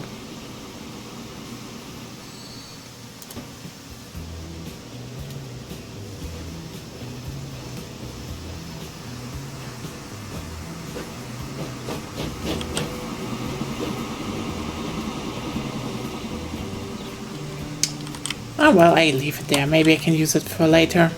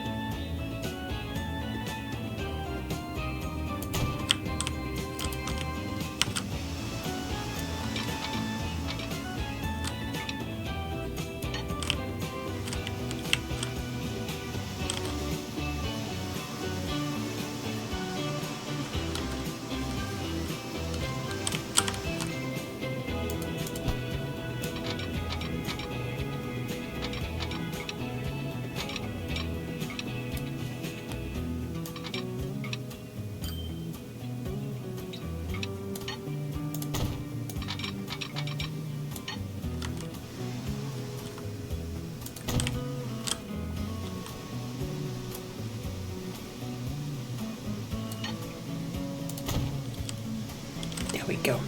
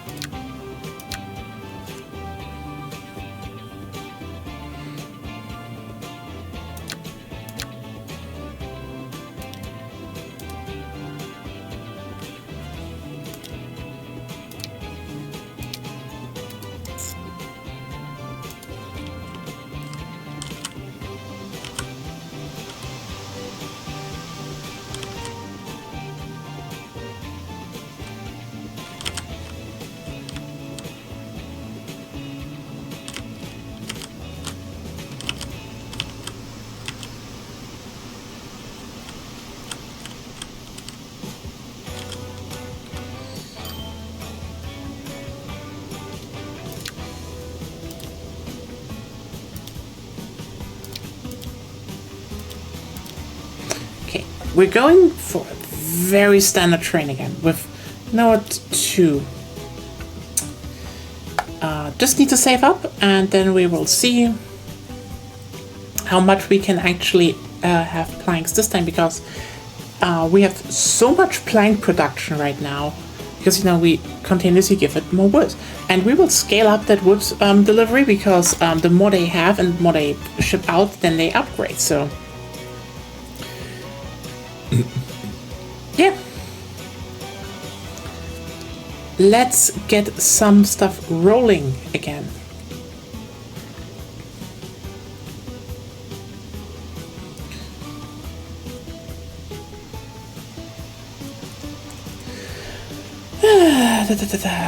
Yeah,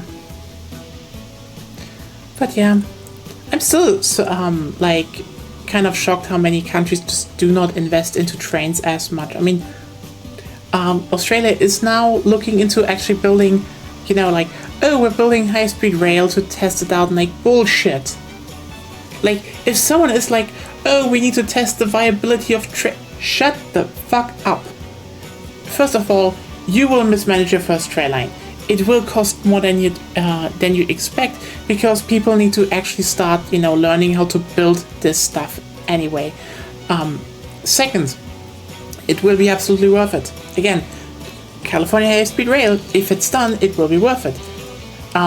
If they actually would sit down and upgrade, you know, the whole line, I mean the whole line from New York down to New Orleans, you know, the Crescent, to high-speed rail, and run high-speed railway connections once or twice per day, it would cost a lot, but it would be worth it. People would be like, oh hey, why do you drive that way or take the plane if you could just take the train? Much easier and more comfortable. Similarly, Australia. Listen, if anyone is like, we need to check the viability of trains, they're bullshitting you. They want to delay, they want to waste money, they want to drive up costs. So in the end, it might look like it was not worth it, but it will always be more worth it, because cars are not worth it. I'm serious, like, the moment you actually look at how much capacity you have on a single lane from, you know, cars, bikes, buses or trams, you'd be angry, because we are wasting space.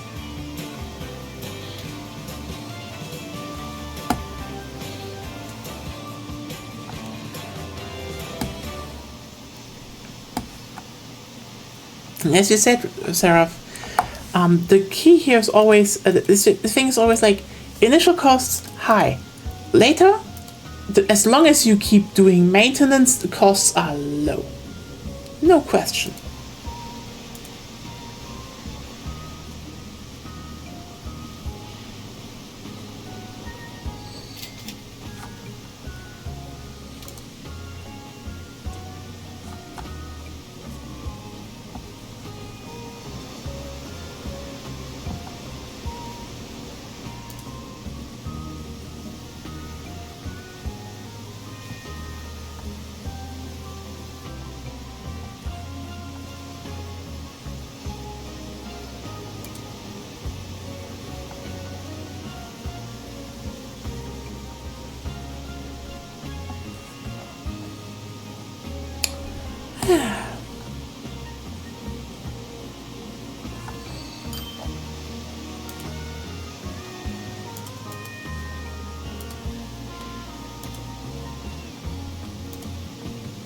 Oh well. But yeah, a bit, I'm definitely a bit looking into the fact of like, hey, how can, you know, what should we come next on this channel? Just, you know, rolling some stuff out here. Like, we finished Tales from the Borderlands last Sunday, and I still need to think like, okay, what would be a good next game to play? I have a few suggestions, but I'm not really happy with any of them, so still looking into that.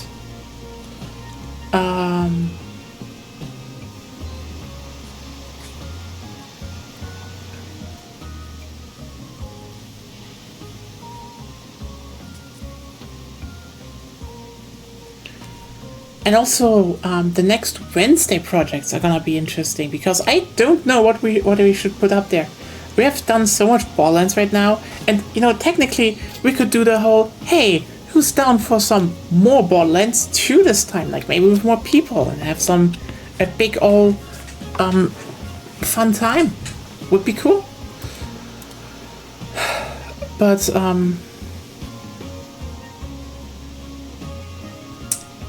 didn't I buy that train? I did not buy that train. I wanted to buy that train. Now I don't have the money to buy the train anymore. But yeah.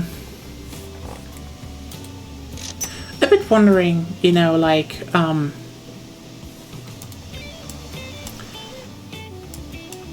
what could be done, what could be played on Sundays.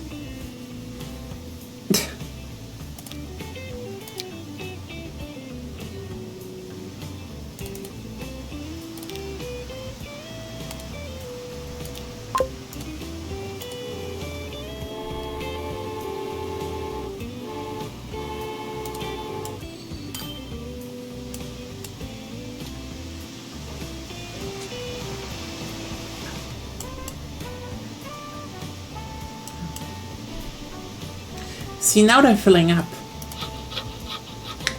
Aha. I definitely need to upgrade my other trains still.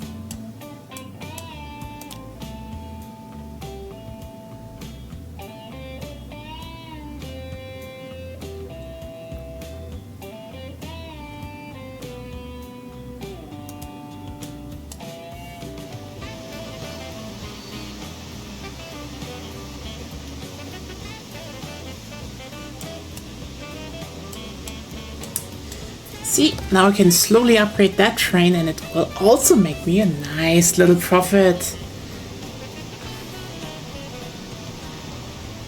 Even though I feel like I should probably upgrade my wood trains first, because holy shit though. This is a lot of wood and a lot of money. Okay, you know what? I think after this I will definitely upgrade my locomotives. Because the choo-choo has to be more powerful. Okay, anyway.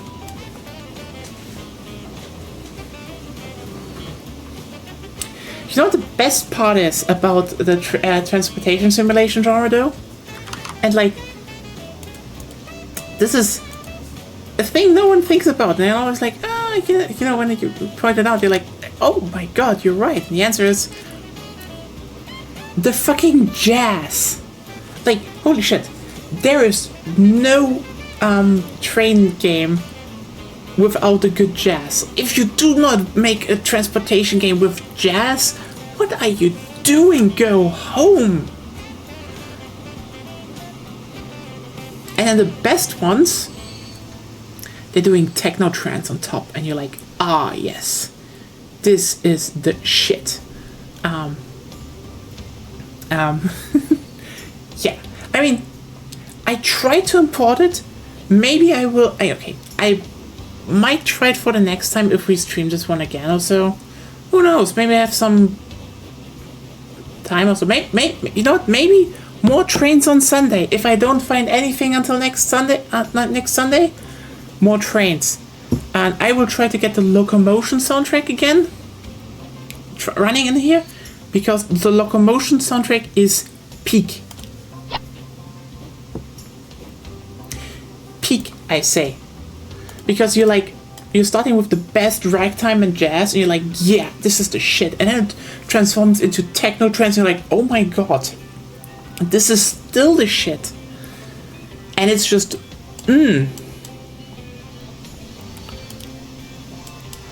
And it's profitable. Look at that. Look at that.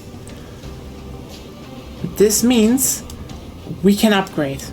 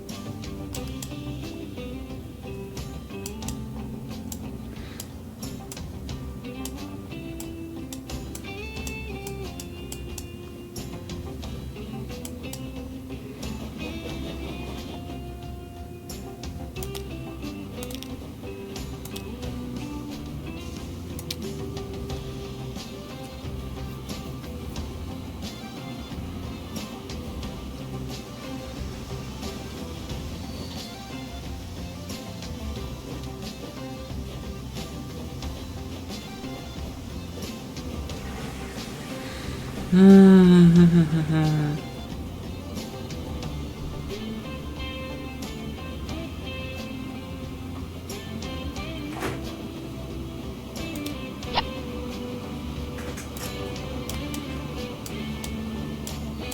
yeah, by the way, if you're interested, I can definitely see if I can do some locomotion again. Like, that was basically one of the first games on this channel. So, would be down for some rounds again. I haven't done Transport Fever 2 as much, so... like, locomotion, that was my childhood, you know, besides having my own model railway. And I mean, okay, yeah, I played Warhammer. Like, the real stuff. I still remember that, like, there's this one quote, a person I know, to, you know, when I thought to him, like, oh, those are my hobbies, and he was like, oh my god, you're actually a nerd. It's like, whoops. Sorry. Just doing, like, it's so interesting nowadays to see how people are like, oh, look, I like Warhammer and like that, and like, it's weird to say, you know, oh, I liked it before you, but like, sometimes I wish it was still the old days. I still have, you know, good old rulebooks and stuff, like, nice 4th edition Warhammer 40k. I know people are like, you know, newest editions are good, and you know, I don't doubt that, but like,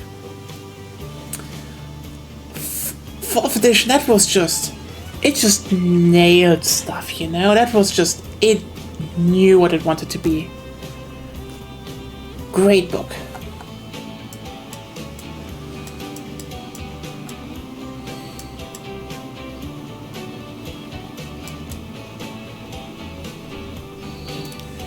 Yeah, it definitely needs more horsepower behind that train.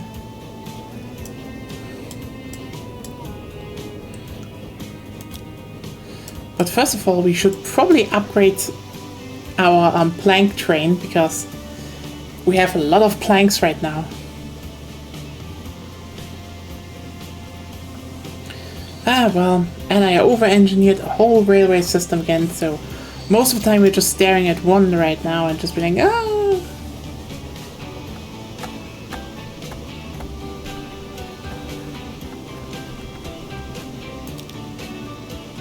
But, yeah. There we go. Make us more money.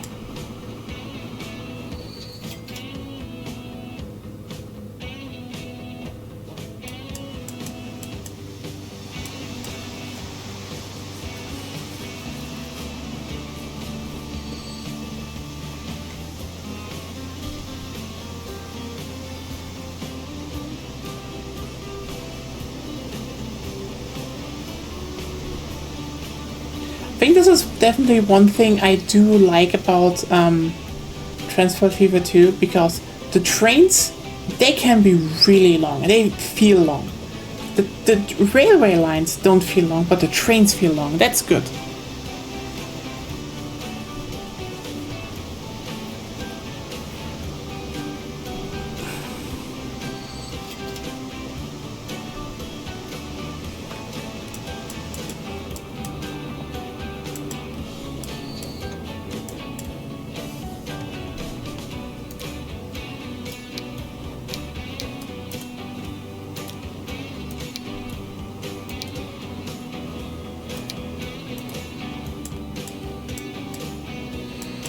Let's have some time.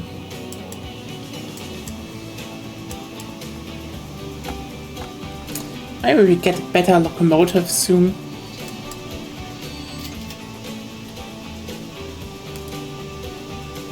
But yeah, the more we add on onto this one, the more we can actually make money with it.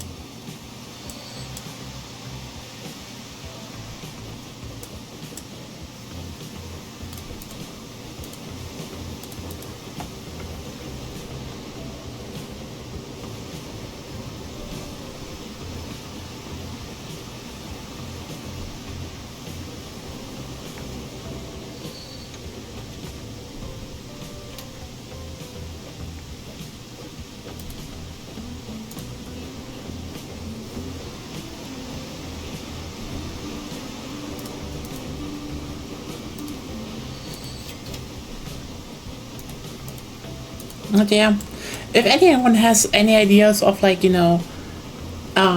possible co-op games for Wednesday or Sunday stuff, tell me. But actually, I might just say the next Sundays, trains, just straight up, just more train stuff. Talking more leftist politics and infrastructure and trains, and like it's gonna be a repeat usually, but who cares? I can build trains and I can build the Shinkansen Zero in this one, and it's gonna be glorious.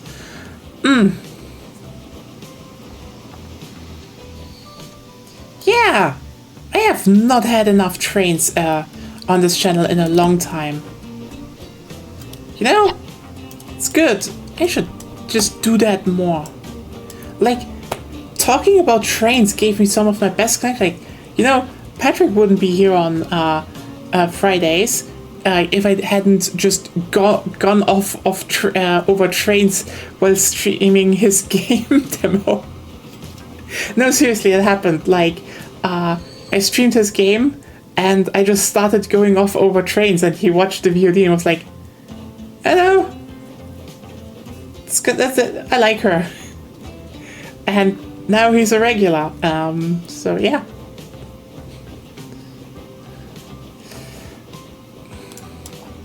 I have not done enough trains on this channel anymore because, like, I think my my image has eroded a bit.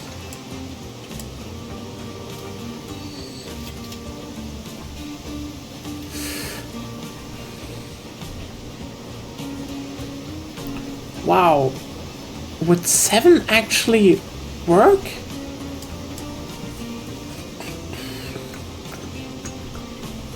I mean 7 wagons on the planks, because I think 6 is enough that it doesn't...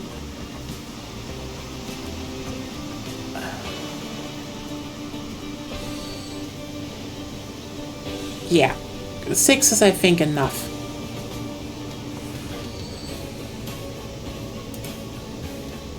Now to take care of you or both, because they need to get faster, and I will do that with newer trains.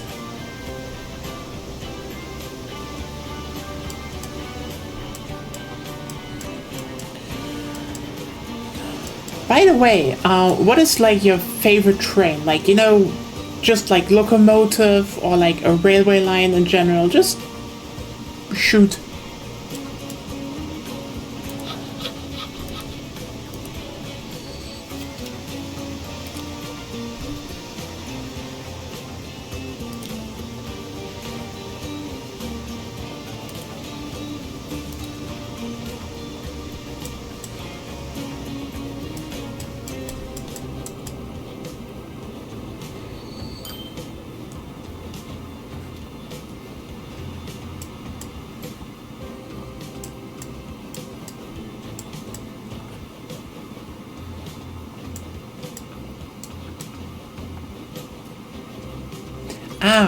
I mean, that's not the case.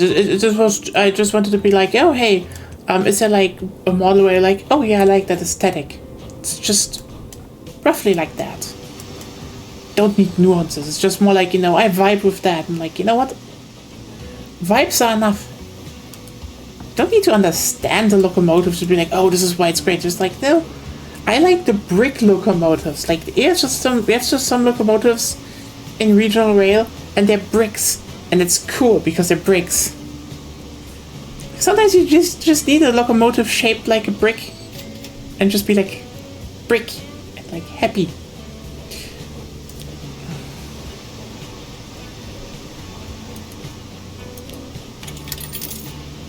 Oh, hell yeah. Could have upgraded at least one train, but we will see.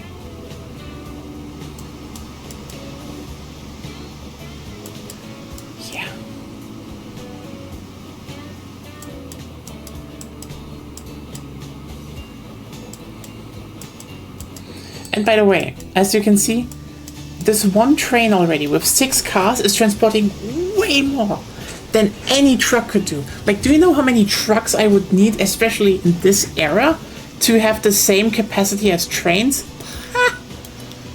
never. Like, look at,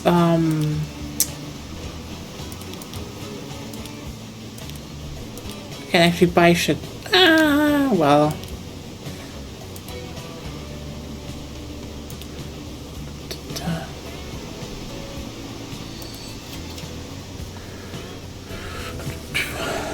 Let's look at it. Ah, look at that. Look at that. Making some nice cash.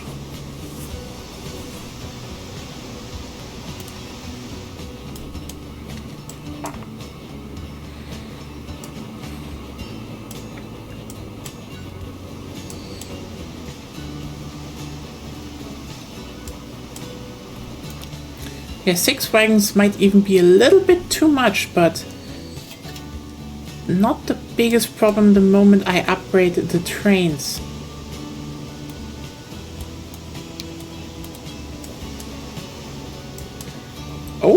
Oh, aha. St. Petersburg streetcar. A lot of Russian stuff here for Asian vehicles. Let me just see it. Okay, what do we have here? It's 55 kilometers per hour. Okay, right. Okay. 140 kW, 190. So mission's just slightly better, but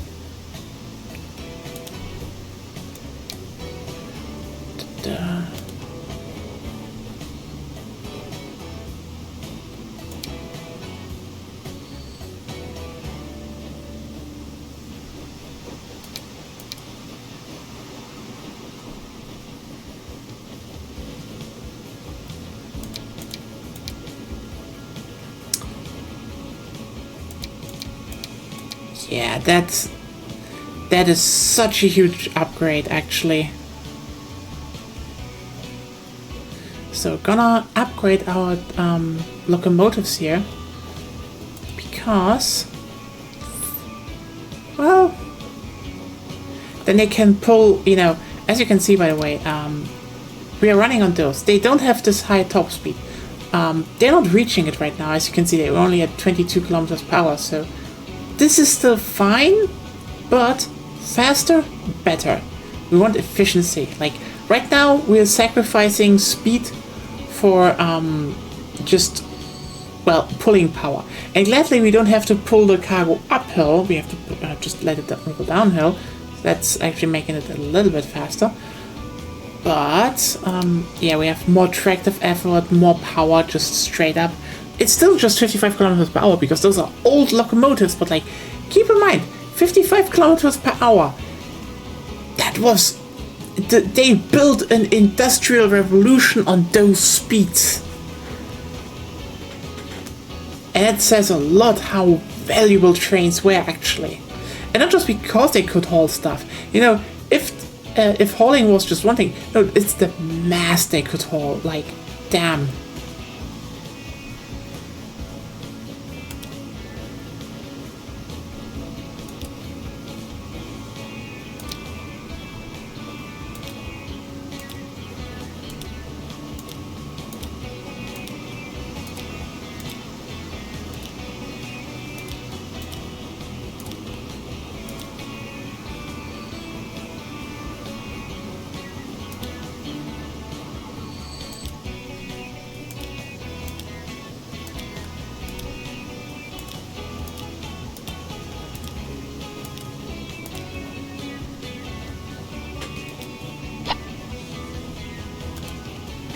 And now let's look at some of the stats here. Like, see?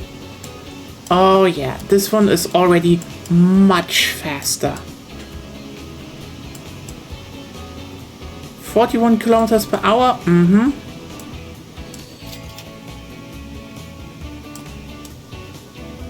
Does it cost more? Sure. But let's look how the traction is uphill. I might actually maybe I need to fix those railway tracks at some point. 38, almost 40 kilometers per hour uphill. It actually has to stop. Do you know how much wood we can transport now?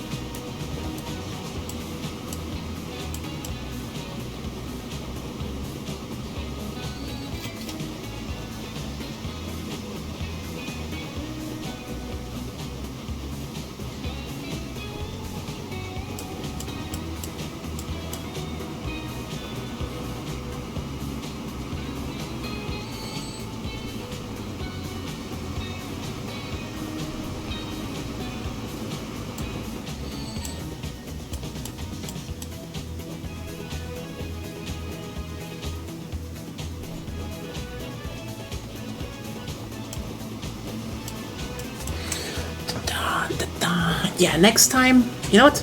This is just a setup of our empire, built on wood and tools delivered to one city.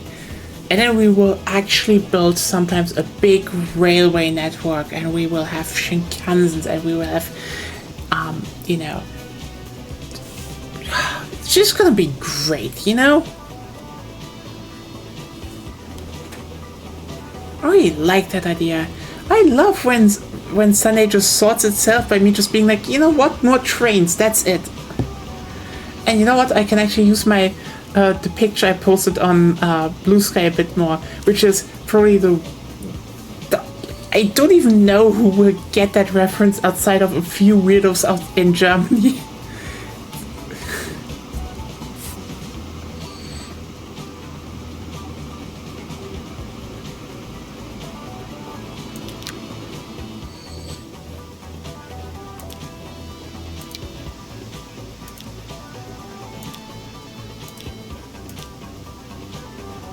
Yeah. I mean, if you want to find out what that niche is,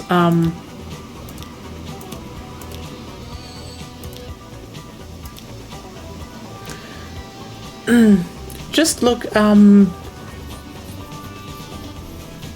Actually, it's a static image from an opening to a German train documentary series, and I fucking love watching that. And I watched it as a child, so yeah. Just basically look up for Eisenbahnromantik intro and you will understand what I mean.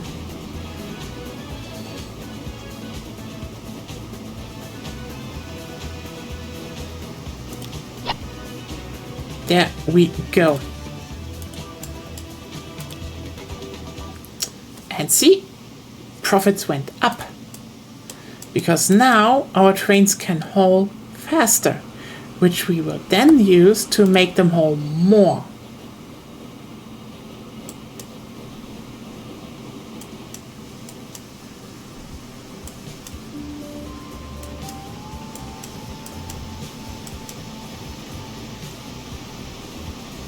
See, now it was almost empty and it isn't anymore because now it can just drive. And oh, free. Whew, no more waiting, more efficiency.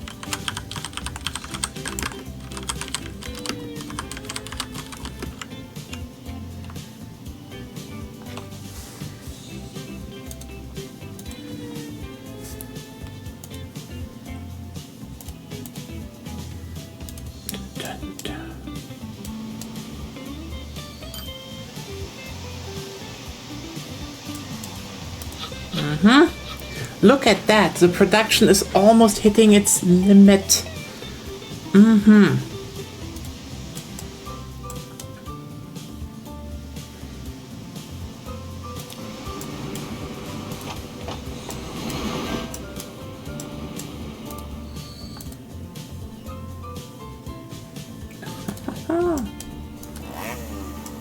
Yeah, they have to upgrade now. You know what this actually means?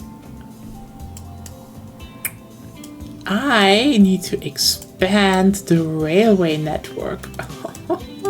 Because, oh hey, how can we get more stuff out of here?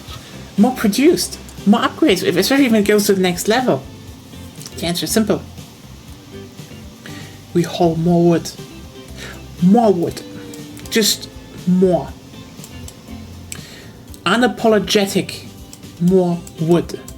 The empire has to grow and it has to sprout. It has to branch out like a tree, but never forget the roots. Oh god, I am so fucking unfunny actually. I'm still surprised that many of you watch me because, yeah, I know, getting introspective here, but like, I genuinely think like I'm a kind of an unfunny person, but I guess at least I'm funny enough for most people. So, look at that. Oh yeah, wow. I am genuinely surprised that they have not upgraded yet. It's always a bit weird how they do that.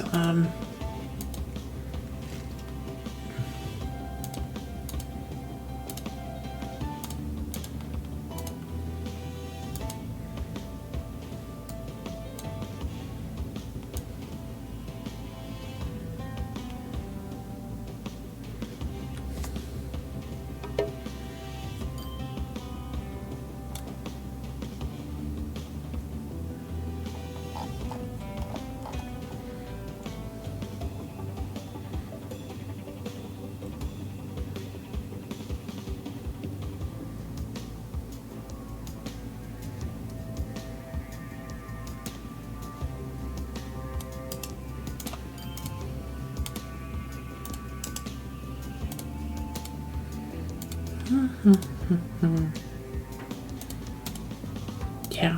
Honestly, I honestly wish that show would have actually had some, like, I think some old episodes actually have English subtitles, and there's like, there's this thing that I feel like a lot of people would love to actually watch that. Like, if you're wondering, it actually is a full-on documentary series.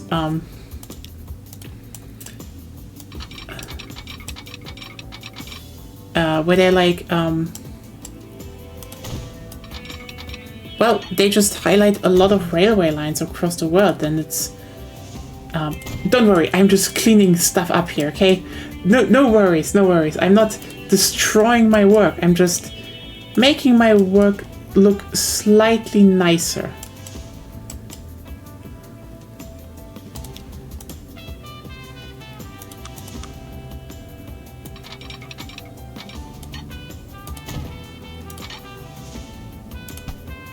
See? All done.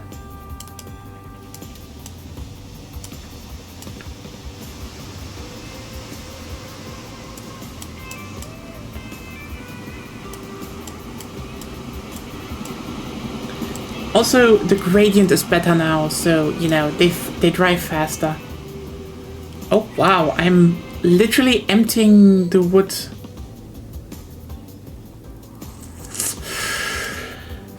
So, you know what that means? This generally means I need to expand now, so, we have wood over here. But I don't think bringing wood in from here would be the best idea, so we're bringing in wood from over here. The cargo station, yes, cargo terminus, that's what we want.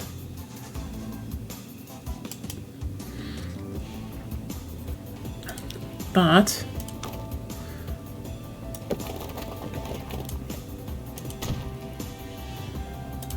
that looks a lot better.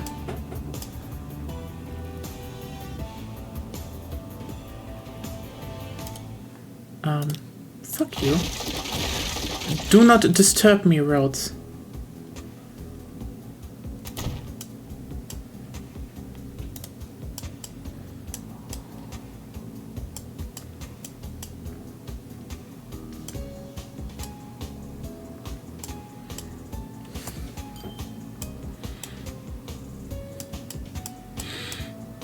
Ah, shit. That could work, but okay, we need to do this one a little bit. Okay,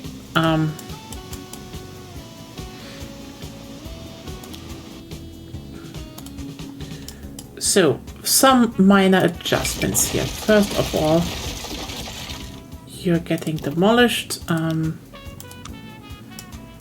but reconnected to this one. All right. Second, I just realized the better area, and it would definitely save us a long way around here, but just to be...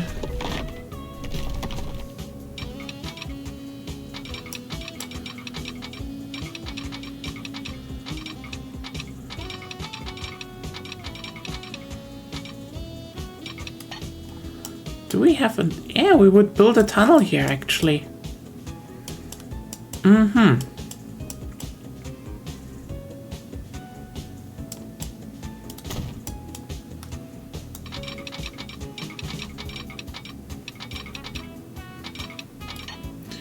Okay, yeah.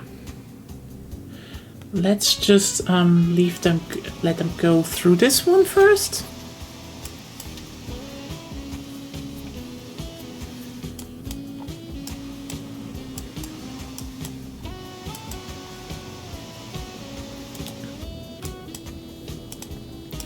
Okay, small modifications, once again.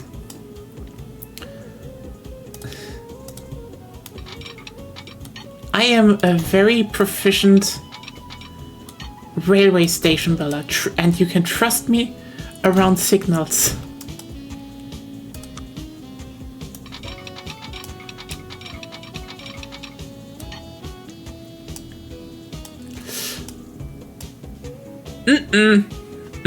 Aesthetically bad. Nope. Nope. Not gonna do that. So we have you come out here first. Perfect. And then we connect you to everything else. Perfect. It's perfecto.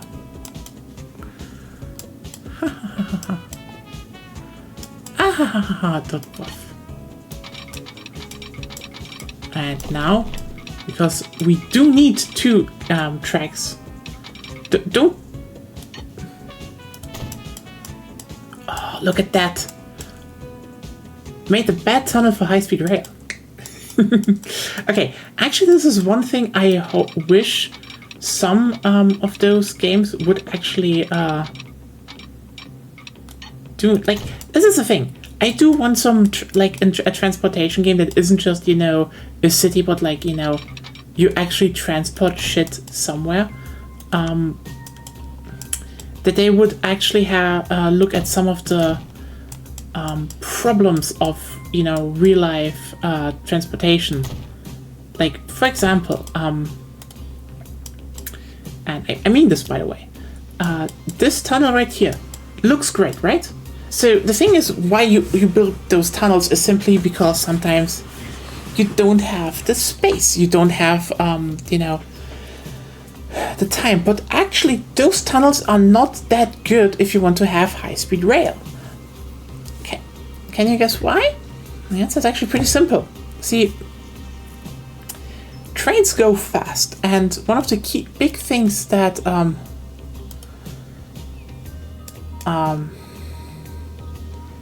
everything is going wonderful. What are you huffing?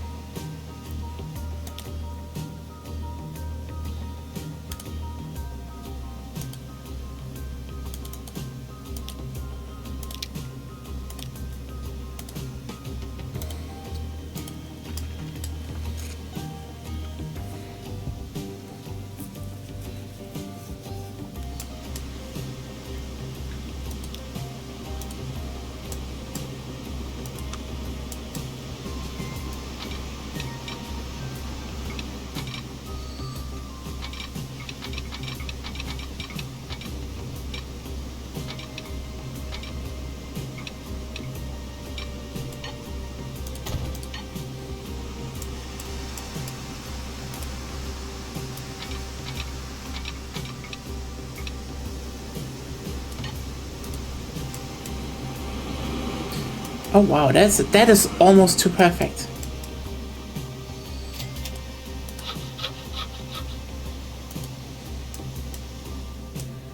Okay, so the thing is, when a train enters a tunnel, it pushes air in. And if a train comes from the other side and also pushes air in, you know, they collide in this middle. This is usually not the biggest problem, because if you don't have like really high, really fast trains, there's not that much aerodynamic.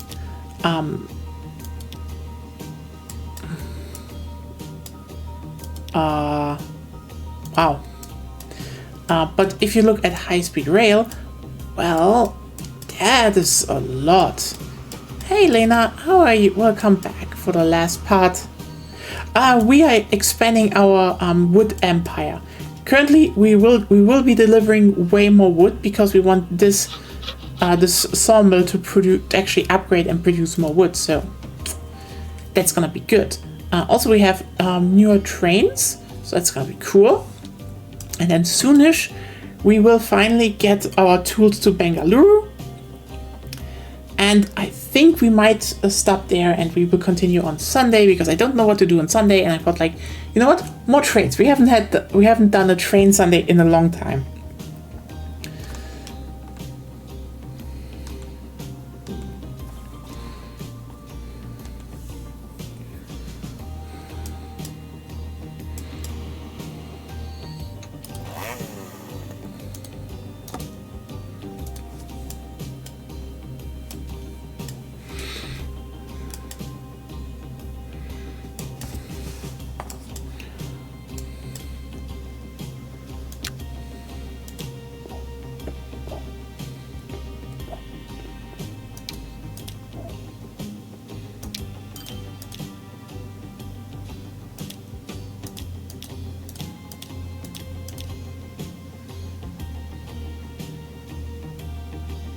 Huh.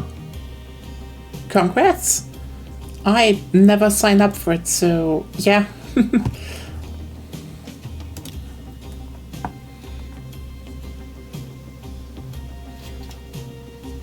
I mean, sounded like Snowpiercer, but without snow. But yeah.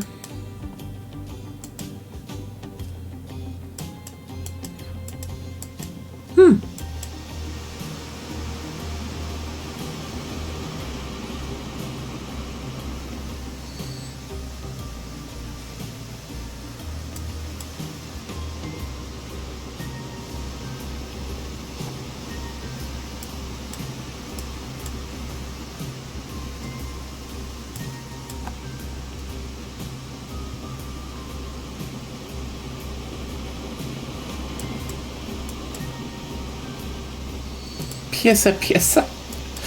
Yeah.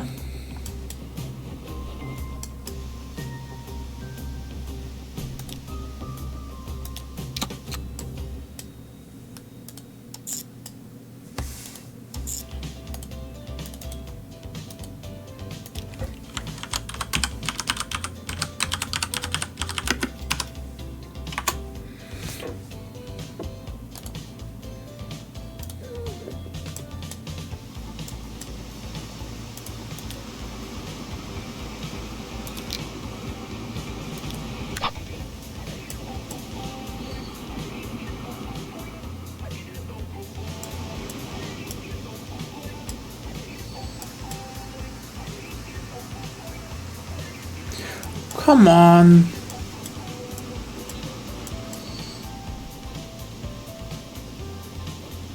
Okay.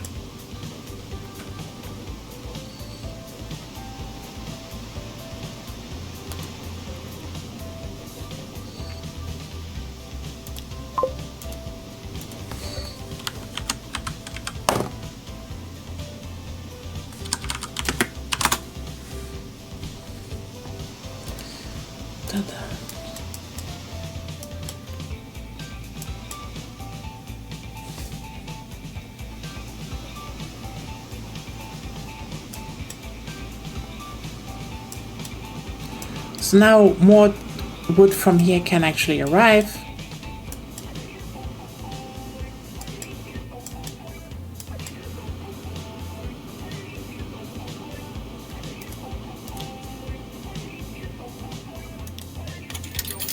Ah, there we go.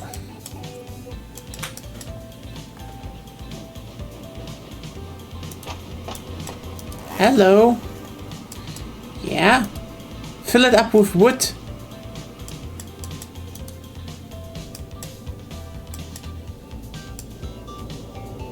There you go. There we go. Good, Forest. Good. Work for me. Work, you little lumber facility. Oh yes, you like cutting those trees down. Okay, I should stop that.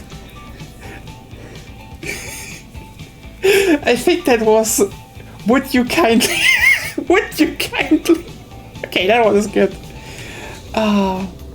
Sorry, I talked too much cringe and I physically hurt my girlfriend. And she is already ill, so that was just extra pain. I am very sorry about that.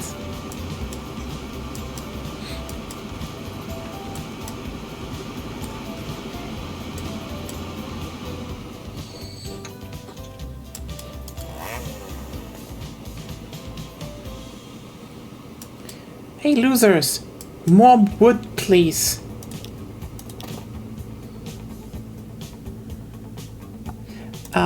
Yeah, because she's currently confined to the bed. Actually, you're right.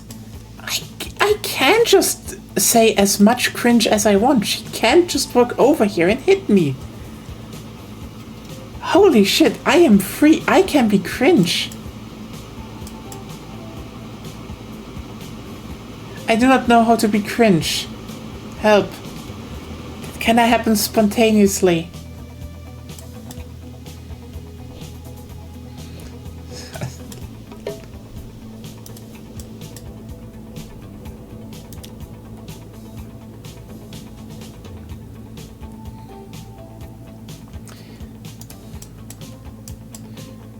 You start producing.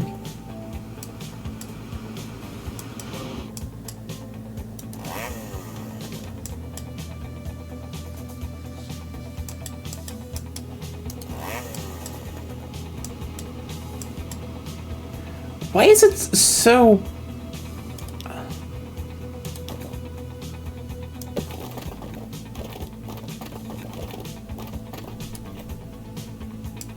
Would that help? Probably.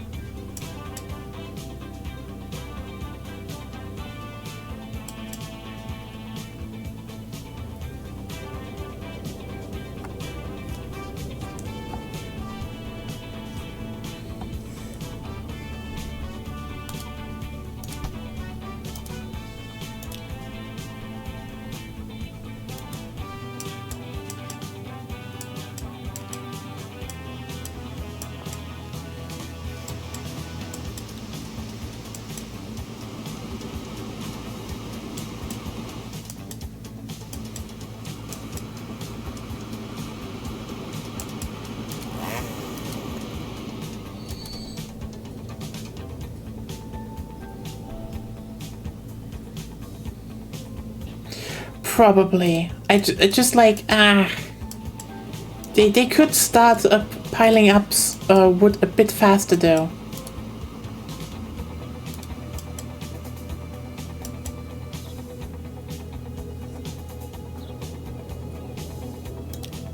Just a teeny tiny bit faster, you know?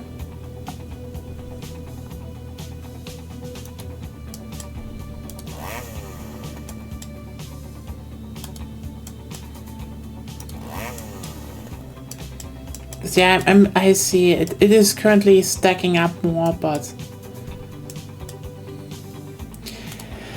it should maybe do that faster. It has it inside, so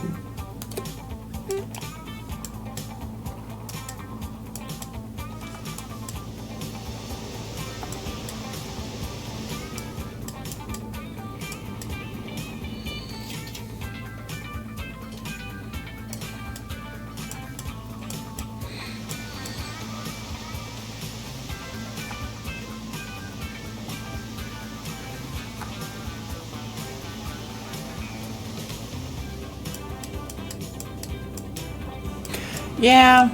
I mean, I know where the deaths were coming from. It's like a lot of games always just copy the previous ones. It's always sad, you know, like I always wanted to have something that actually iterates. I really think the only game, as we talked about it, that really did that was Workers and Resources, because it is very unapologetic in how you have to set it up.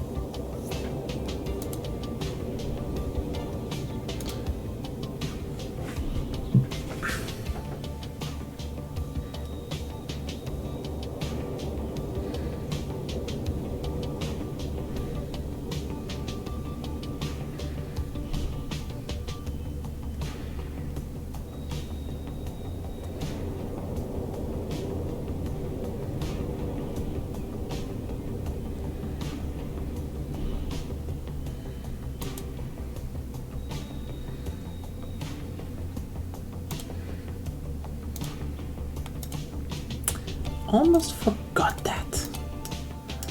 Just keep doing point to point and the most.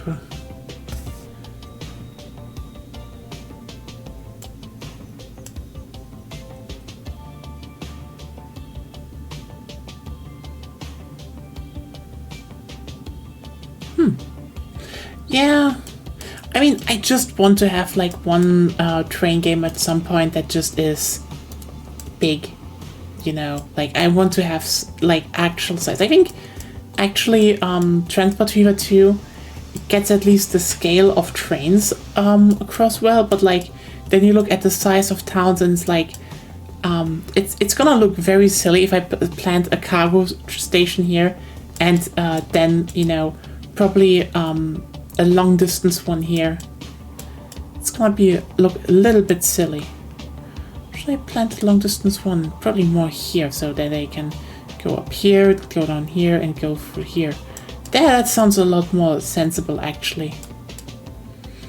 Yeah, I always wanted to have a bigger map one.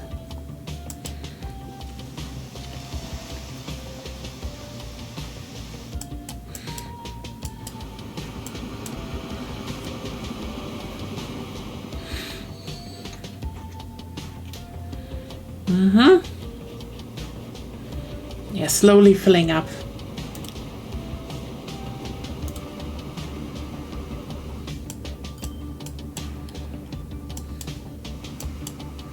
I'll probably soon put a second train on here and then...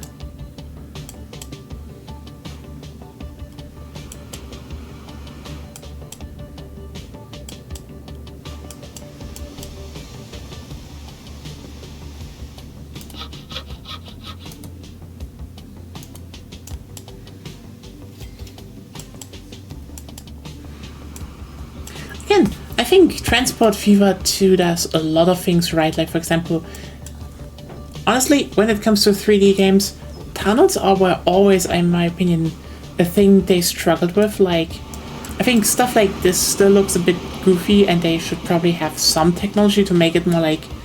There's a bit of erosion that it looks more naturally, but, you know, still, I think the tunnels, at least, this game that gets right.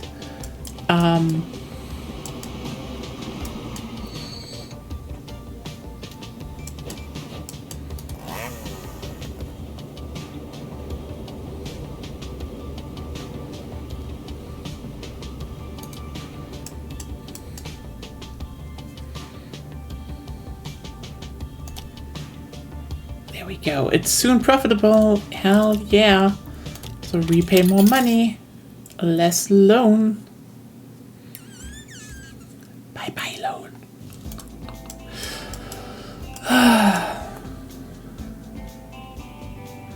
Yeah, I mean, they did before, they did like Train Fever, and like, I still remember when they posted like the first screenshots on the Locomotion forum, and like, I still think to a degree that, you know, going full 3D was not a good idea. Like, the strength of a lot of, it was Train Fever, Transport Fever, Transport Fever 2. Because like, as much as you can do in 3D, I feel always like, again, the map size got limited very fast, and I think, again, this game does a few things very well, but it just struggles in some of the very obvious ones, I would say. And I think if you want to make a new transport game, actually, go with, you know, isometric, grid-based, and you will be happy. Like, holy shit, the most popular city building game, you know, okay, you know what people will say, this is City Skylines, but City Skylines sucks, actually.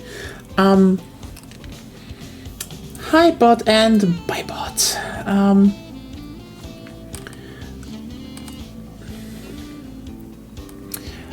Like, here's the thing, I like Locomotions and I'm biased. I always think like they should make one again. Okay, honestly, isometric games with just, you know, boxes, not even a hex grid, just a normal box grid. So many classics. And Gesundheit.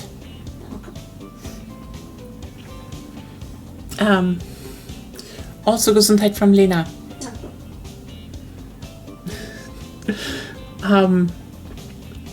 Like, I mean, here's the thing. They always had limitations in terms of technology, not because, you know, that was bad. Like, Locomotion, great aesthetic. Again, it needed bigger maps.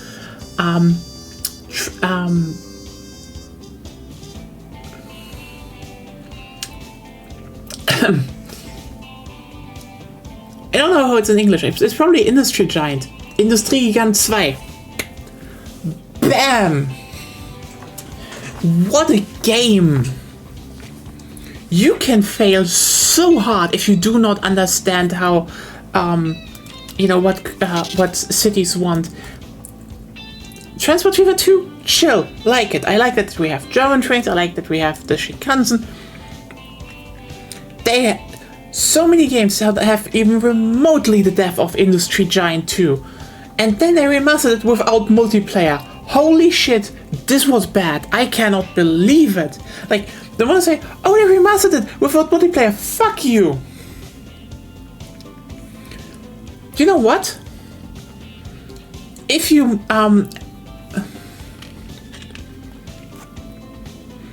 make a game, you know, a transport game or something, and you're remastering it, maybe, the main thing you need to keep in mind, never subtract multiplayer, add multiplayer. And you're like, but why? If there was never multiplayer, maybe people didn't shut the fuck up. Anno 1503 is the argument against you.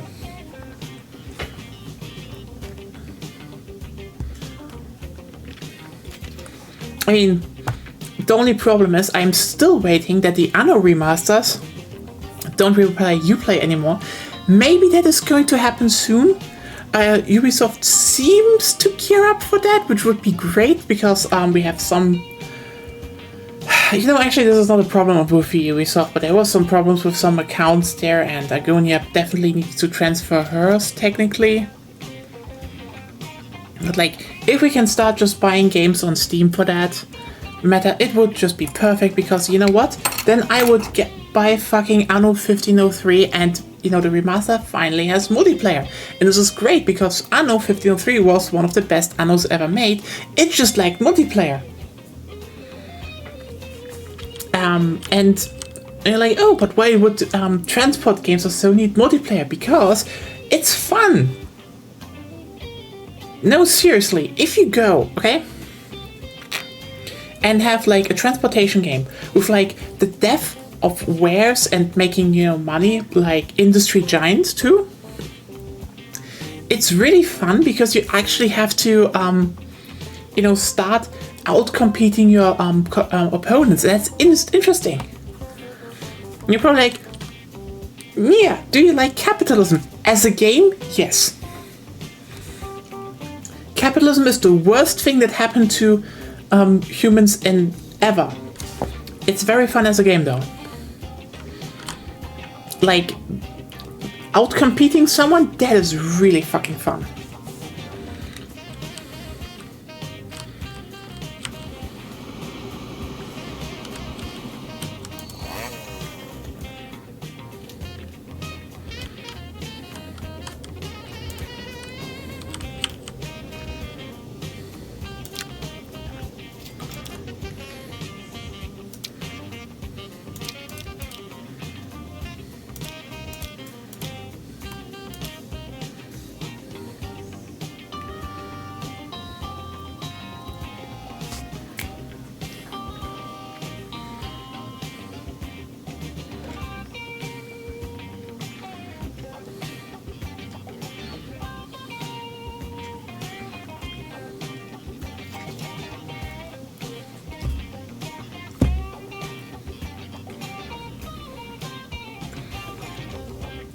I'm just vibing to the jazz here. It's just so good. It's just so jazzy.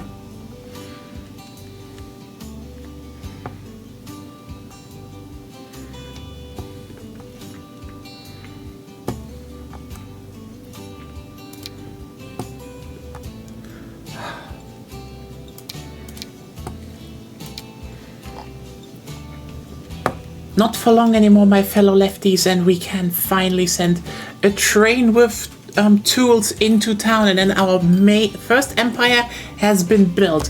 And then next time we can actually expand on, you know, building passenger rail. Woo!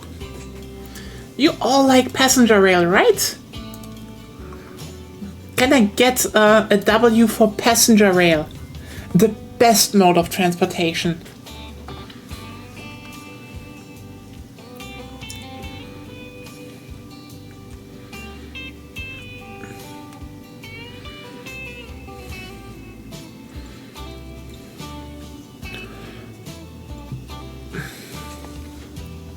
But yeah, I've had some concepts for you know, transportation games for like a long time in my brain. I do want to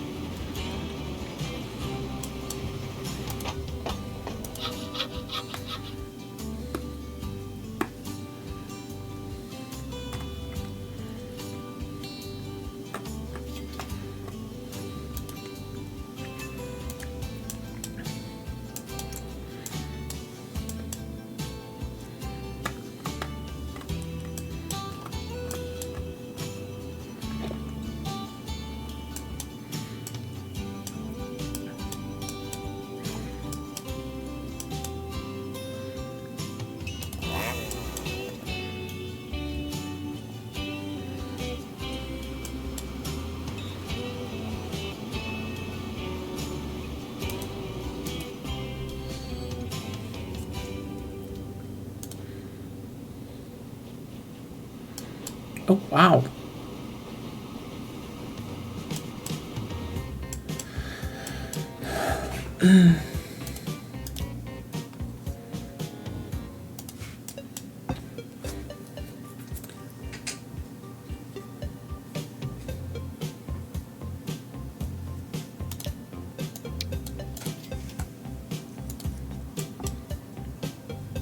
I do like passenger rail, but it's inaccessible in most of GS. Hey, Xatus Prime. Yeah, I know. I mean, the best you have is basically the Northeast Corridor, because this is like the one place where Amtrak got control, and it's good. You know, apart from the tunnels that are literally sinking, and the bridges that are falling apart, even though they're not as old, they're similarly old as a lot of bridges in Europe that are still being used. Northeast, yeah. And it could be expanded, but, you know. Hey, you know what? As I said before, at least you have some high-speed rail there. Like, the Acela is high-speed rail. It's just... Okay, we get to that in a second. Basically, high-speed rail, Acela, yes, sure, fine. Also, kind of interesting how the Acela has problems to, being delivered, you know, the new one. And also the new TGVs that are now rolling out in France are basically the same model. And everyone's like, yeah, they're kind of mid. I mean, they need them because, like, I know everyone's like, oh, but TGVs, like, there are TGVs running in France still, you know, from like Strasbourg to like Paris. You can like to take them, but they're like the old ones. They're like literally from when they introduced them. Like, and I'm not joking about that. Like when you see people online being like, oh, they're kind of dirty and, you know, yellowed windows and such. That's not wrong. Like my dad just took one of them recently, and he's like, by the way, he's still saying, you know, it's good that they have them. You know, they are consistent. They're good connections. You're very fast in Paris. The thing is just, yeah, they're old, and the French railway never really refurbished them, interestingly. And meanwhile, you look at Strasbourg. Yeah.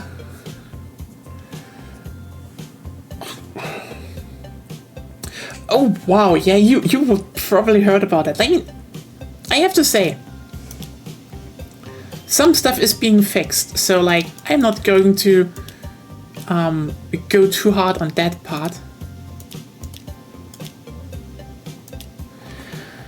It's just it's just kind of interesting again when I look at, for example, some tunnels. Like that one tunnel is sinking, and you know, oh, the bridges are too low and old, and like.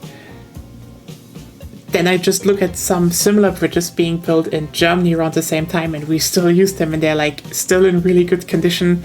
Or like Switzerland has built a lot more, a lot longer tunnels earlier, and they're also still in good condition and being used. Like, hello Sophie, you know, it's going pretty well. I'm just going and building up a bit of a small base train network because our plan is to make, you know, some base money with wood.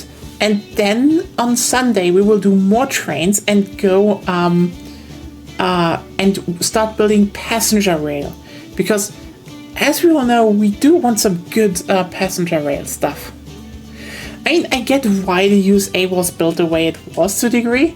Like, you know, especially when it came to getting railway lines out, a lot of stuff was built with wood because it was more important to have a railway line than have it in the best long-term condition. Meanwhile, yeah, listen, the Brits also have problems, and the French have some problems with their older stuff. The thing is just, if you look at the basically the Germanic part of Europe, we just like to fucking over-engineer the shit out of our railway lines. Again, our stuff still works, and it's like, yeah, we be doing good with that.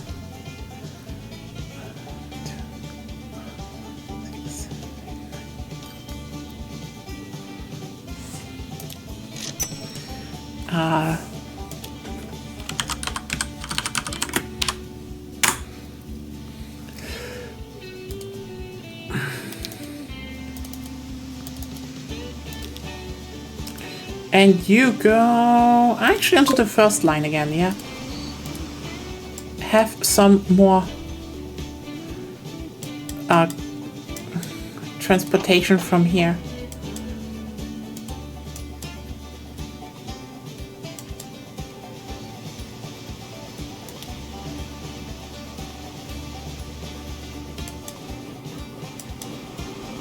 Almost full, damn.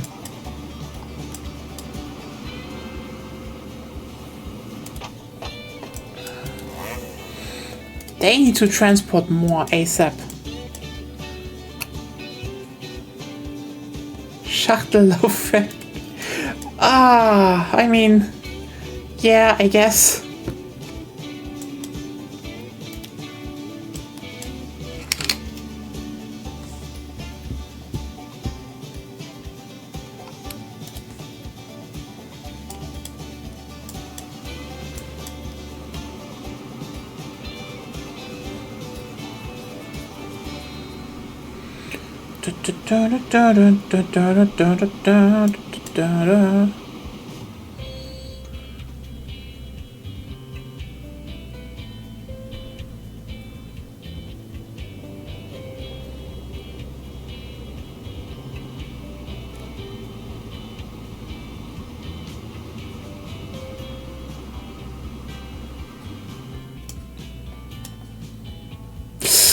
Yes, sorry about that, but yeah.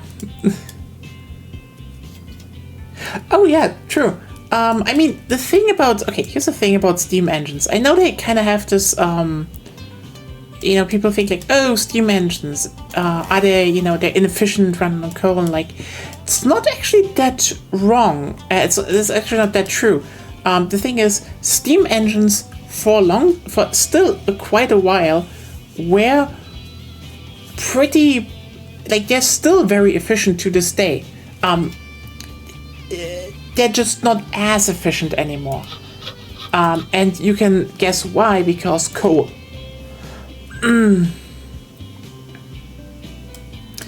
Like, the thing here is, if you look at train lines, like trains in general with horsepower, steam engines still are very, very strong. Like, for example, near where I'm from, there's an old railway museum, and there's a very important railway line there, and they had to basically renovate them during COVID, which was like, actually, I'm not gonna lie, I think COVID was misused to a big degree. Like, a lot of people weren't traveling a lot, and people are like, oh no, and like, here's the thing. More, like, especially railway companies and stuff should have realized this is the perfect opportunity to actually get upgrades and you know, repairs done, because we can run lower frequencies on trains and just work better. And what basically happened was, though, the diesel engine that was assigned to do the work couldn't do it. Yeah, it was out of commission. So they're like, oh shit, what can we do now? And the answer was, actually very interestingly, they went and were like, hey, wait, the museum here still has still has this one steam engine, and it's perfect for what we need. So they used the steam locomotive to just do the work. And yeah, it did it without problems because steam engines are pretty good at what they're doing.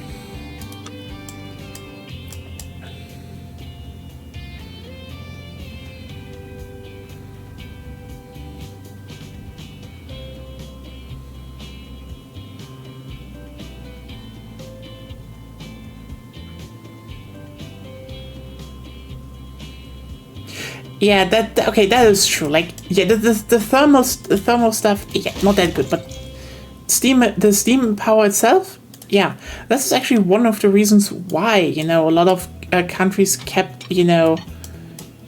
well, they just literally kept using steam engines because, well, funny enough, when you were looking at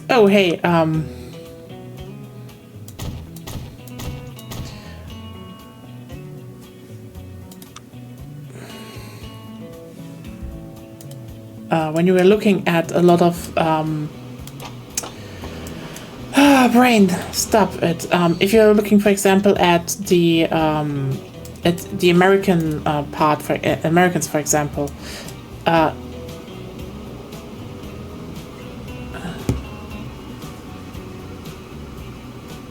true.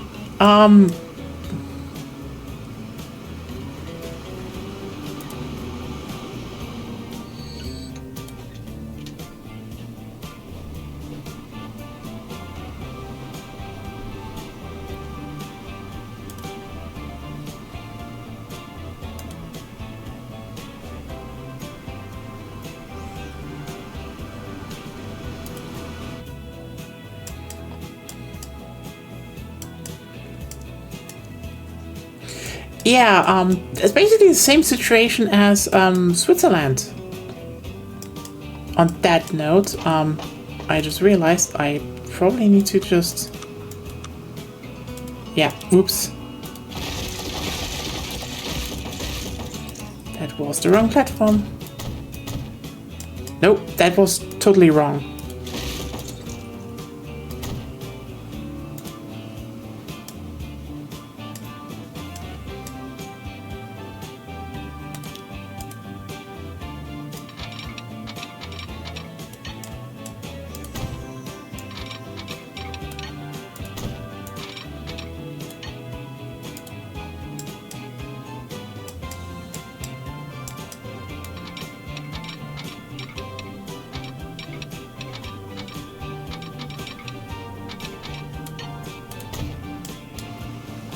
But yeah, compared to that,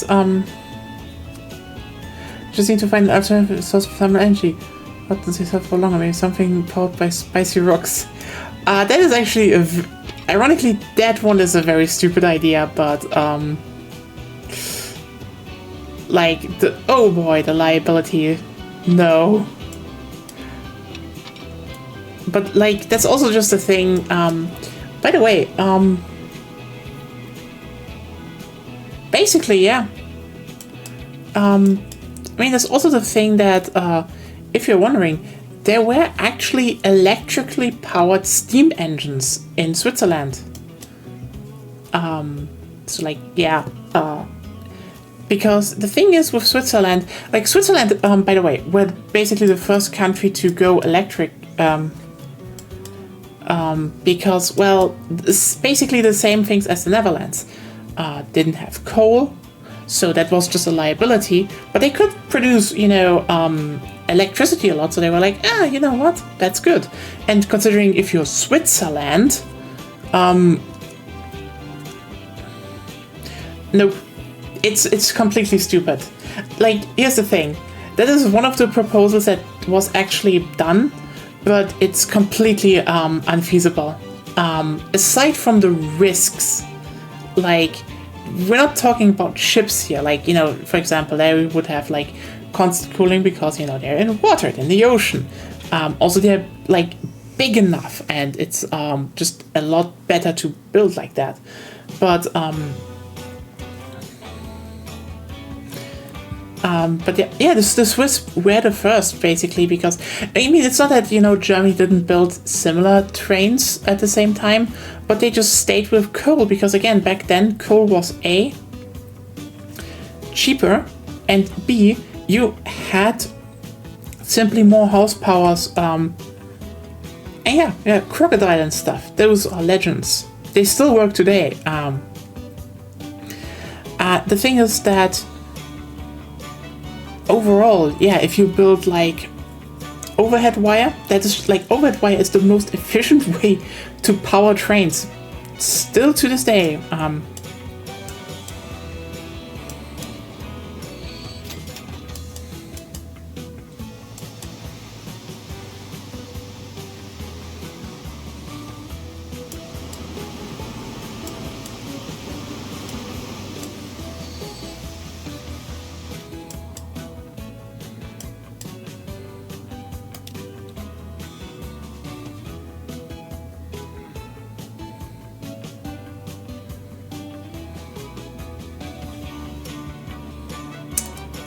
Slightly pissed at my wonderful wood connections apparently only want one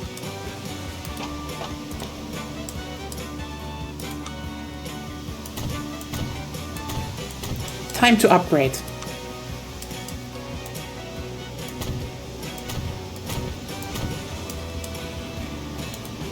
Yeah, what are you doing there? You could build back into town. No! Let me do this. I need to enhance my network.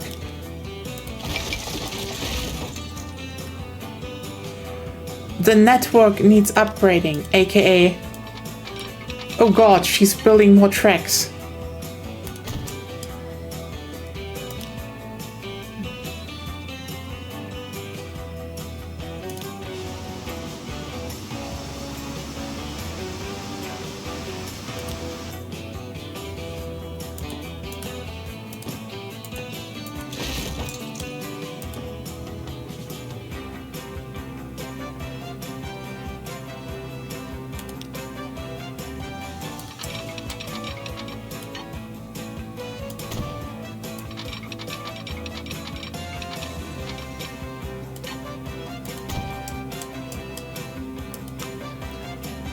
Look at that, I made majestical track adjustments. Now I just need to adjust the rest. Oh god, the wireless power. Oh yeah, the thing that Nikola Tesla supposedly built one day. And that never ever anyway happened. I know, shocking.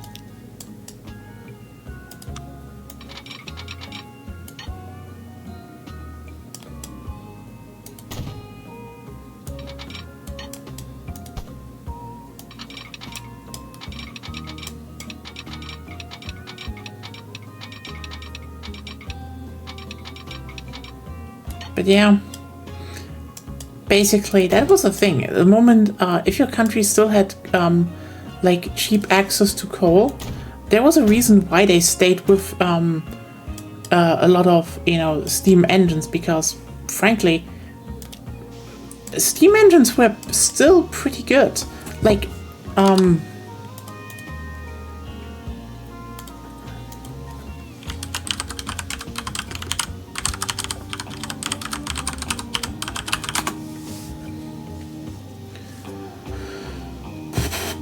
I mean, basically, I would say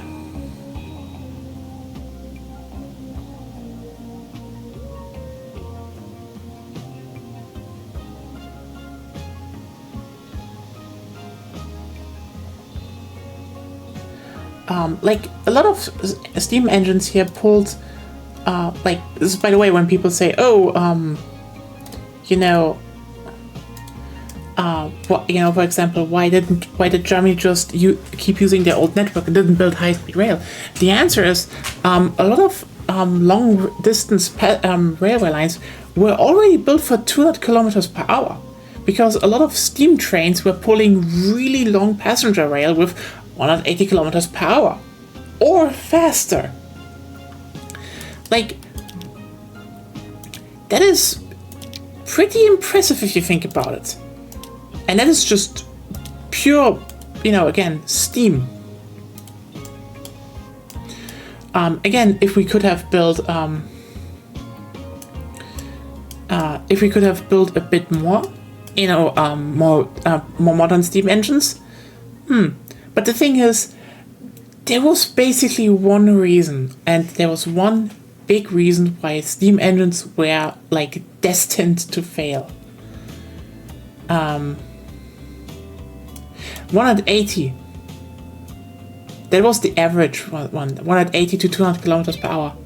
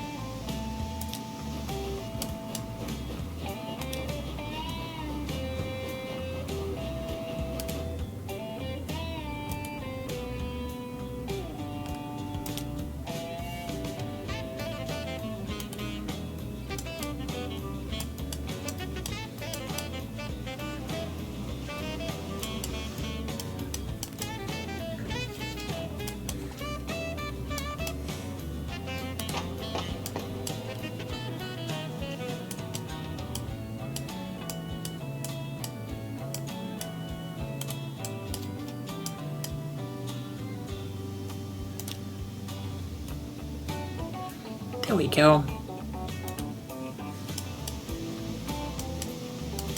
Slowly evening out again.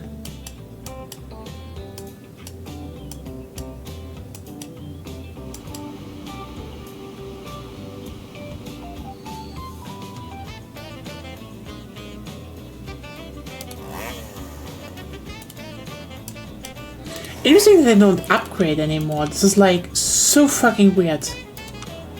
They actually produced so much more, but now they don't. Anyway.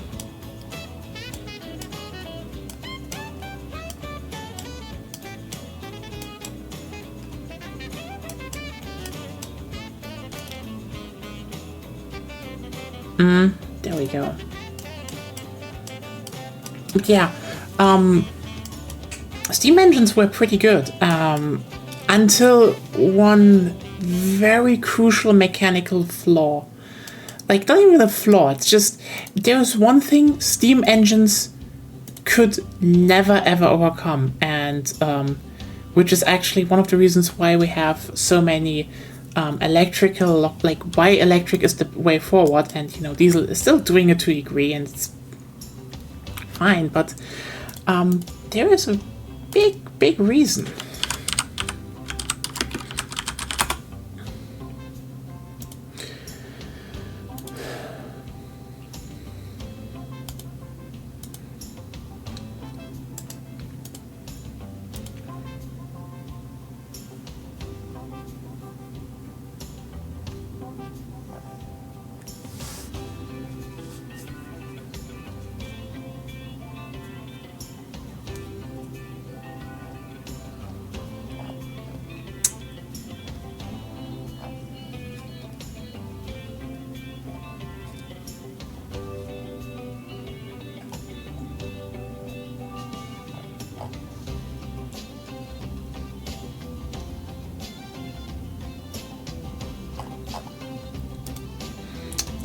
But yeah, if we want to talk about why steam engines could never compete with electrical engines, why do you know so much about steam engines? It's interesting. It's like a lot to know about, engineering and how transportation works and where things go. But like, yeah, you know what? I'm just gonna show you the reason why steam engines have a problem, and it's this thing.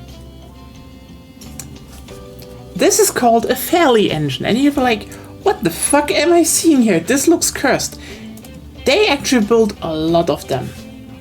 And those were actually really good engines.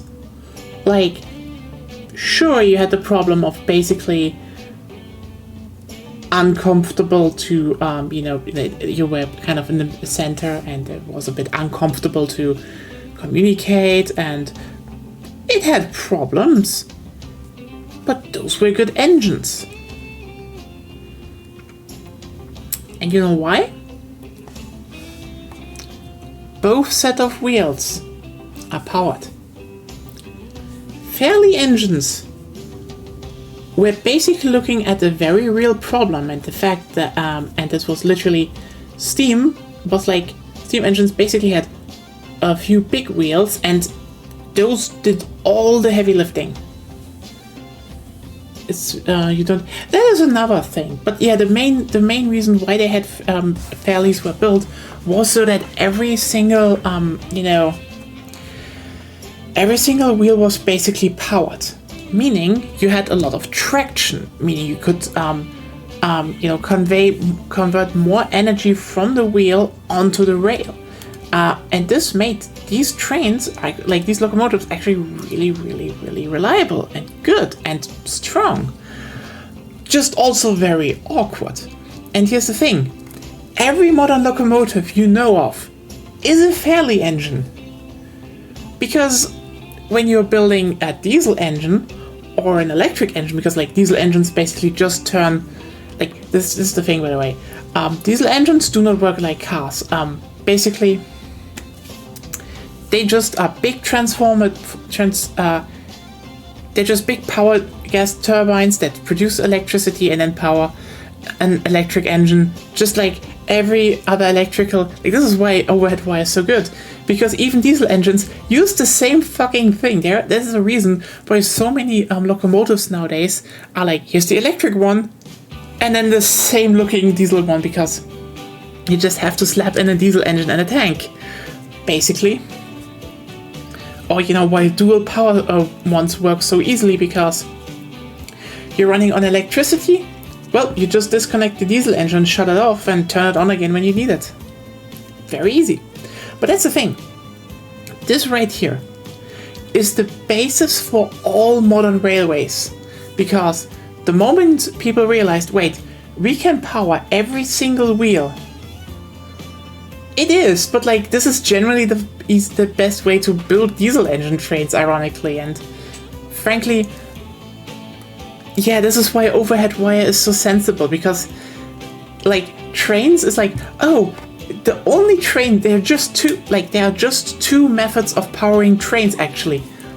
There's steam, with the whole how it works, and steam is efficient and has some really powerful locks. Again, it can still be used today and without problems. Or it's an electrical motor, because then you can just build the whole Fairley stuff. And the reason why you're doing this is simply, it's the best way. Again, you have the most traction, you have the most power, because when every single wheel you can individually drive forward or backward, and they're all powered, that is pull no steam engine can reproduce. And this is the moment electrical locomotives or diesel engines started being somewhat comparable. They took over, because they were much more resourceful and could just have better traction and just haul more with a smaller profile, less resource consumption, less logistical consumption. Like, here's the thing: steam engines, while powerful, you don't only need to have coal. You needed to have people being, like, at least two people, one shoveling coal and looking at the engine, one driving. You had to have that, and you have to constantly refill water, and it's just a whole lot of things. Again, the upside was strong engines. The downside was everything I just told you. But what does it accumulate to? Then you had the electrical engine, and suddenly you had much better traction, much lower profile, much less resources, because, you know, again, you just needed to have one wire, boom, and one person could drive it. Holy shit. The cost efficiency. And also, if you're interested, this idea of every single wheel is powered. This is how they built the Shinkansen. Multiple unit trains, and this is a big difference you need to keep in mind. Just showing it actually on, you know, German rails. Here's the thing. If you, for example, look at, you know, the current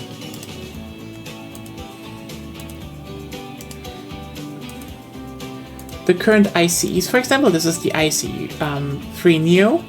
You see, everything is at the bottom, and you can see how every wheel is powered. This is why, you know, they can get so fast, because every wheel is powered. Meanwhile, the first ICE is not a multiple unit train. Shocking enough, I know, because as you can see,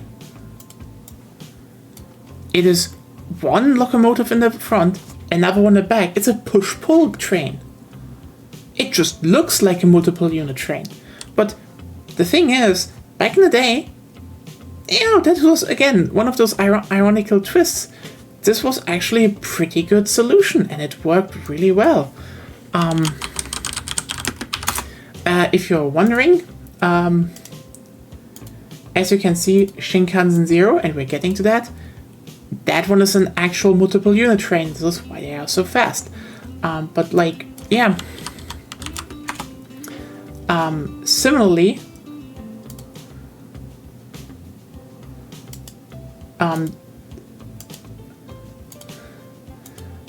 even the TGV Duplex, still a push-pull train.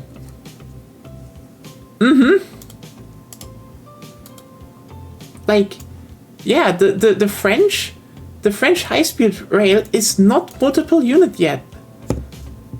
Oh, yeah, right, considering ICE, it's Intercity Express.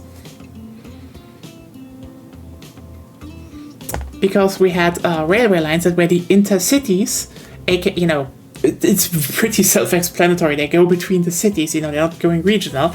And the Intercity Express is just the same, but faster, and skips a few cities that are not as big. And if you're wondering, by the way,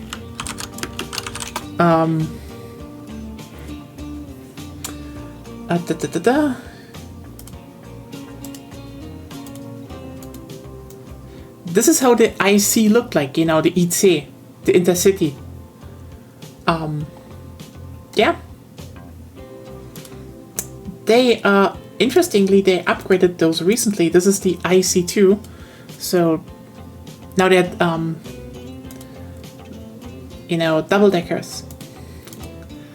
That's in your cities. Yeah, that's the German ones. Like, this is, you know, they were all push-pulls. Those actually going out of service. Actually, Intercities are from the Deutsche Bahn, both, and ICEs also. So they're both all Deutsche Bahn. It's just, yeah. By the way, oh, I just realized we can do two things now, everyone. Clench your buttocks. For we can actually... let's get a cheap one again. Yeah, you know, 4 should be enough. But yeah, Amtrak is, you know, the state run, and now this one is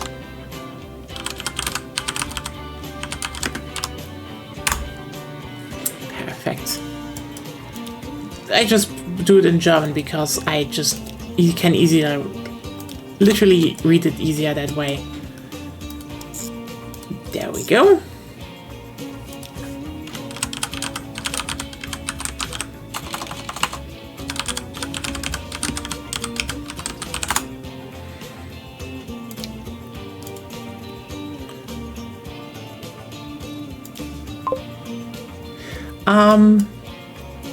Now you can unclench.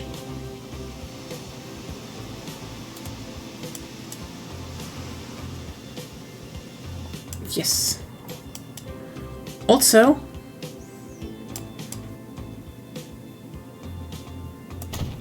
finally.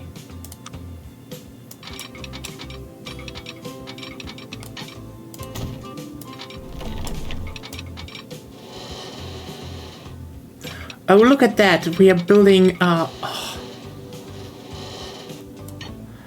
This is gonna be a major railway line one day when it skips around the mountain.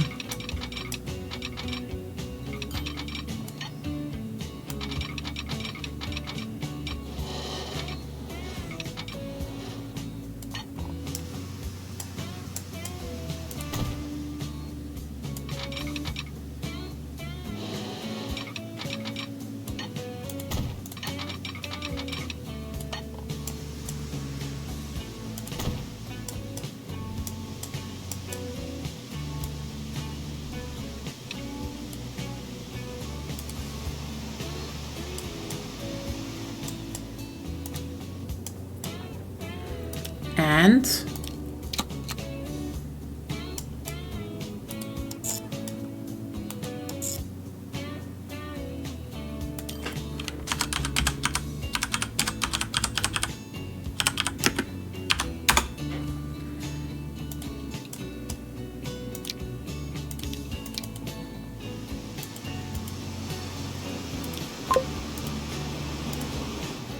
perfect. More wood.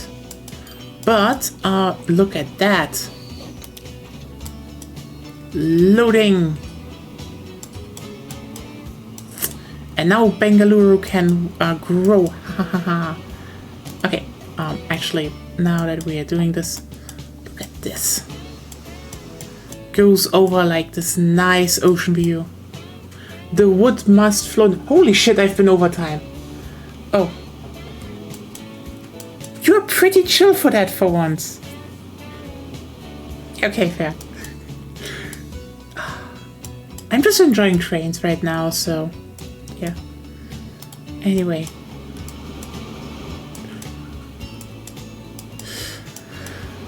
I guess I can go a little over time today.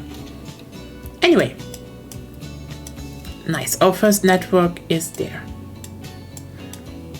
Like I said, she can't pop you on the head today. That is true. She can do it later, though. Stop looking at me that menacingly. Maybe we still connect Bengaluru to Busan. I think a little bit of transport, passenger rail, that is something we should probably do. Like, Chennai seems like an end station, except for Omsk. Oh, wow. I could do a through line, but we'll see.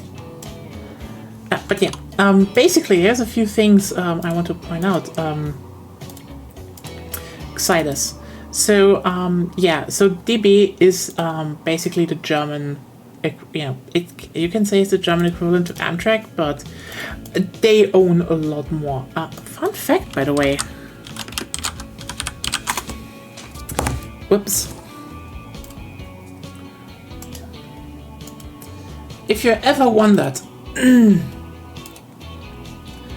what could have been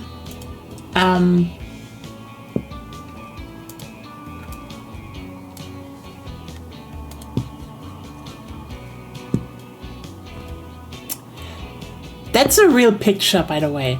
I know you have to say that in times of AI, but this is a real picture.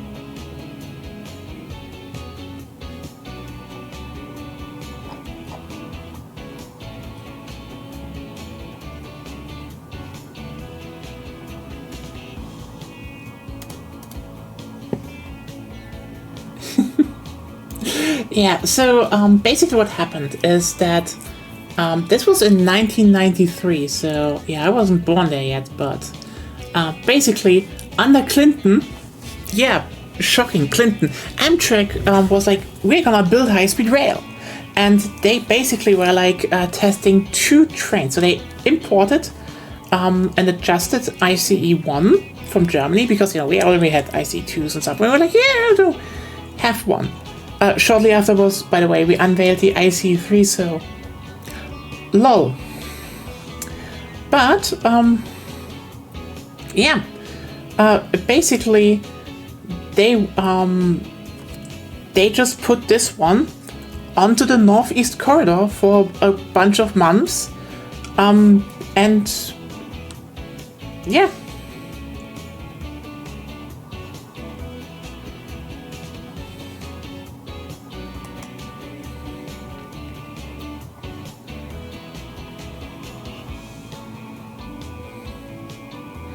So yeah, the ICE-1 actually rolled over America.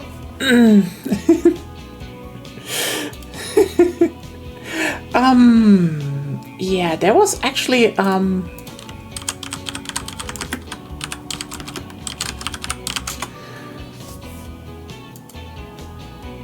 another one. So actually, this is an interesting thing. Because they did not only import an ICE-1, and fun fact, they actually considered just buying ICE-1s or ICE-2s on the Northeast Corridor. So the interesting thing here is, did it not work, or are we just dumb? Okay, okay. You weren't dumb, okay? It was actually a little bit more complicated. Like, quite more complicated, actually. So, the thing is that this was not the only train you imported. Because, basically, there were 2 things they kind of wanted to test. First of all, they wanted to be like, okay, can we have a train like, well, the ICE that goes very fast onto American rail? And, well, you know, worked without a problem, actually.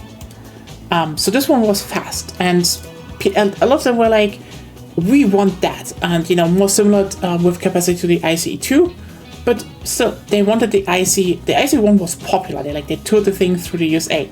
But the other train that was in regular service during that time was an X2000 from Sweden. Now, why did they do that? See, the X2000 was not as fast. But it had 2 things going for it. First of all, it's from Sweden. So, as you can see, if you, for example, expand into colder climates, well, you want to test if trains like that actually... Oh yeah, they are very pretty. X2000s are very nice trains, in my opinion. And I think they're still using them. So those are really good trains, by the way. Like, I'm not going to throw shade. The X2000, good trains. Yeah, they're and they were basically like, okay, let's do this. You know, let's try that. But this thing had 2 things going for it. Again, cold temperatures and tilting technology. So, if you remember, the tilting technology, what?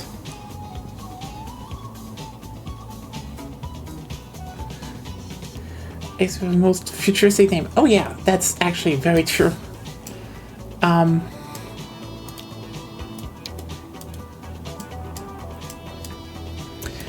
Okay, basically,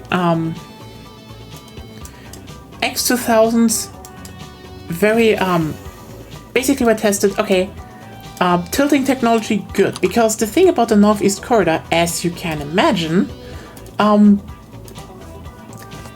it's not really a smooth line. So having tilting technology would mean that you could actually go and have a bit faster, higher speed. And this is why they tested this one. Yeah, works. And if you're remembering, the irony is this is the literal technology that when the Brits had their had like the first one, literally the first one, but they were basically rushed out onto the into service because Margaret fucking Thatcher. Woo.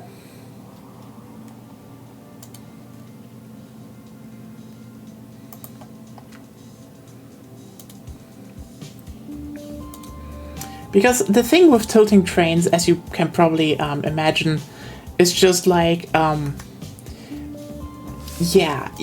APT was basically the first one in for the British, and the APT was actually pretty good. Like, as you can imagine, let's just put it up. Good, like generally, this one was a good train. The APT right. No, the thing. Okay, here's the thing. The APT was rushed out because basically they were developed before Margaret Thatcher. Then Margaret Thatcher came and basically was like, show us results. And the thing is, the software wasn't there yet. So the first, and if you don't have a good, calibrated tilting, well, people get nauseous. So this was a good train. Just thanks to Thatcher, they had to rush it out. The basically the whole image was ruined, and then when they realized they couldn't get a follow-up, even though they could prove multiple times the APT was running smoothly, the name was in the gutter. And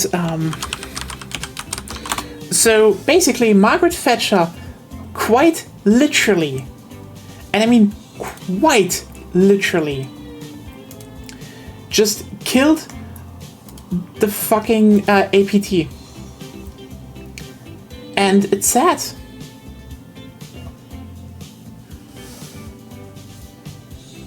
And, so what happened? This great British technology that they had was sold. They fed the press alcohol at the premiere, and then the press complained about the ride making them nauseous. Yeah. We have not had very awesome leadership in general in my time. Yeah! And so, the Brits, the irony is, this technology was sold, and you know who it was sold to? Fucking Italy, that built the Pendolino, and the Pendolino delivered. Like, if you're wondering, why is Italian high-speed rail nowadays so great, even though it had those big curvy railway lines, it's because of this fucking train. That, here's the thing, I said, by the way, the Shinkansen Zero is almost peak drip train. I almost lied. You know what's even closer? The Pendolino second generation. Look at this beauty. Holy shit, did the Italians deliver on their trains. And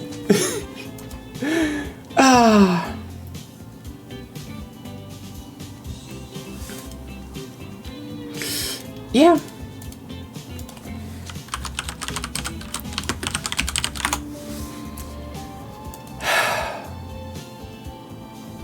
And you know what they did then? Stop. Don't need that. They went. A train that goes nyom. It goes really well nyom, actually. So here's a funny thing. So, hey Britain, remember that train? This is where your technology that you sold to the Italians went back to. Yep, the Italians bought your technology that basically, thanks to Margaret Thatcher, had a bad rep. And then sold it back to you. It's just like, holy shit. Is this embarrassing?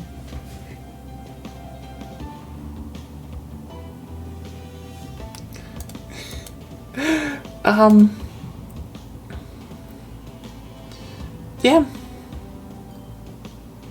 Because, yeah, the Pendolino, that's the thing. Pendolino's technology is from Fiat. And Fiat then sold that technology to basically everyone else.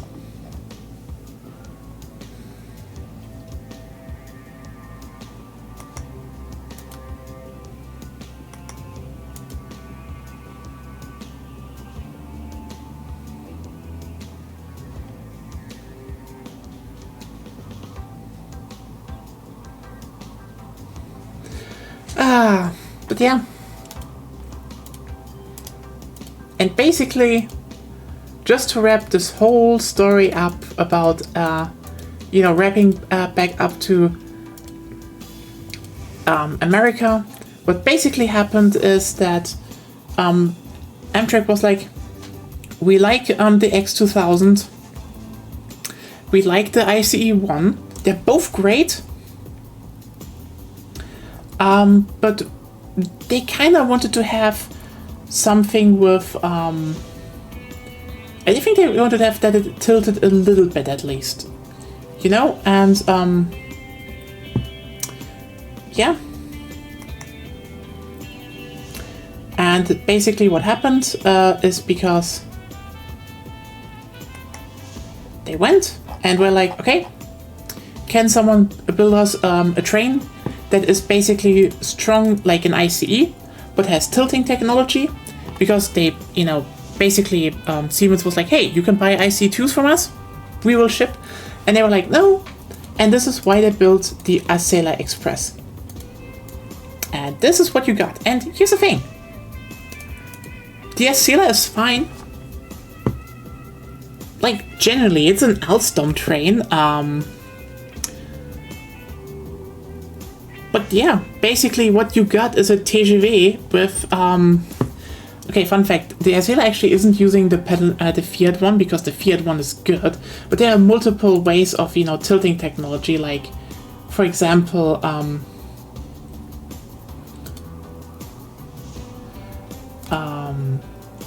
yeah, but like Bombardier had their own thing that they used on some like from the 80s, and they basically repurposed that for the Acela, and it was enough, and it worked pretty well.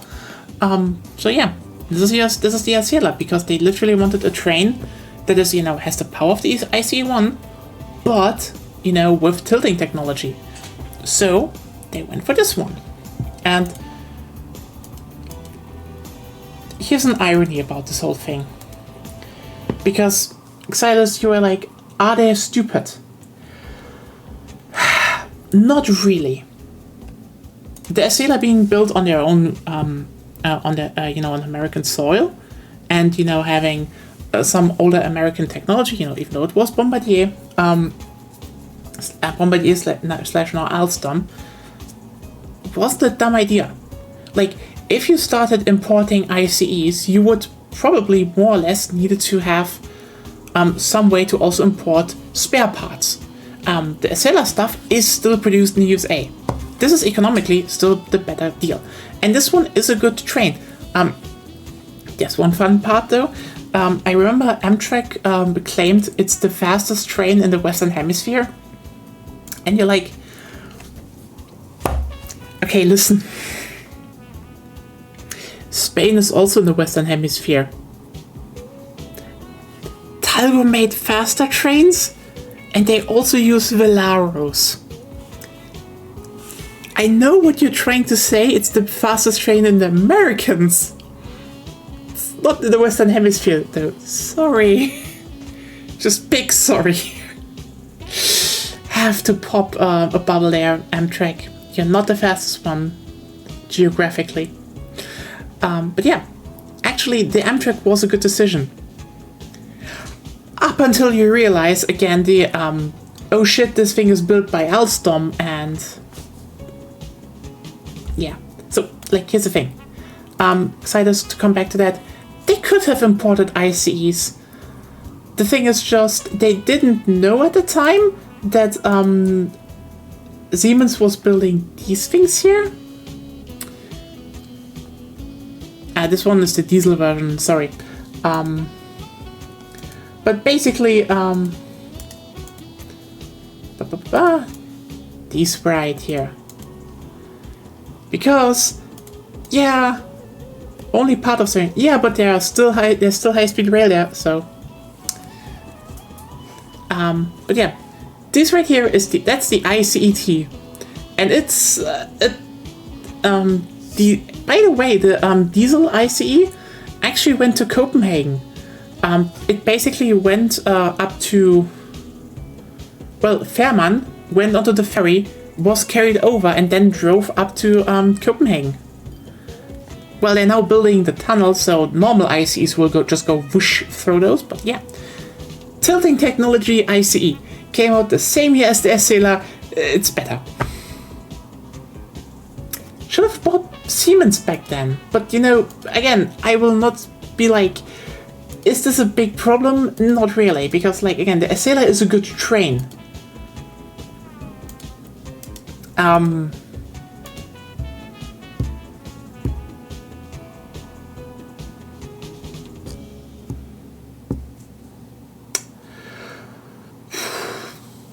Yeah, so the thing is, if you're like, wait, is that where's the problem now? It's this fucking thing. And this was the big problem they had. They couldn't foresee that, but yeah. We're going to have some sarcasm. Remember, we just changed the Gulf Mixers name because it's all about us. Yeah, I mean, again, I will say the original Acela was the right decision to build at home. But the times have changed so fucking much because here's the thing. Amtrak basically now exclusively buys from Siemens. And that is just a very simple reason. Like, Amtrak's rolling stock was old. And they needed new electrical engines, they needed new diesel engines, and they needed, you know, they actually needed to have them fast. And the thing is, what basically happened was that when they looked at their old stuff, they were like, oh, hey, you know, they're very heavy, and then they were like, okay, we can actually buy, you know, they basically were like, oh, hey, we can actually buy some newer stuff, you know, we can buy newer stock that isn't as heavy, because, you know, you had other regulations in the USA, and they basically were like, okay, this is all very heavy, and we don't need to be that heavy anymore. And then what happened? Siemens delivered this thing.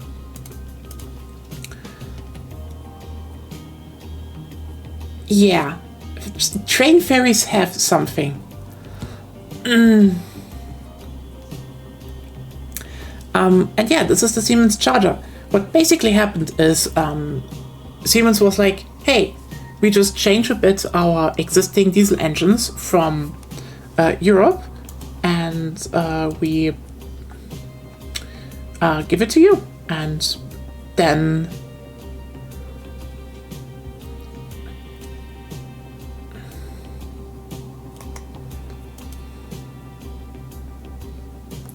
then basically everyone was like, huh, cool, this is working. They were like, do you have some, before that they were like, do you have some electrical engines? And they were like, yeah, here. And then Siemens was like, oh, you delivered fast and on time and they're easy to use. Can you, you know, then they built the chargers and they were like, oh, hey, we have some problems with chargers. And the Siemens was just like, sure, we fix it. And the thing is, because Siemens fixed so fast and adjusted so fast, they're just buying these. And if you're wondering, by the way, let me blow your mind a little bit. This has gone so far because you've probably seen those really fancy Brightline trains, right? They are the same engine. Oh yeah. like, these are the same engine. Brightlines just looks a little bit different and has a different painting, but if you see here in the back and the front, like, it's just Siemens. You're all just using Siemens.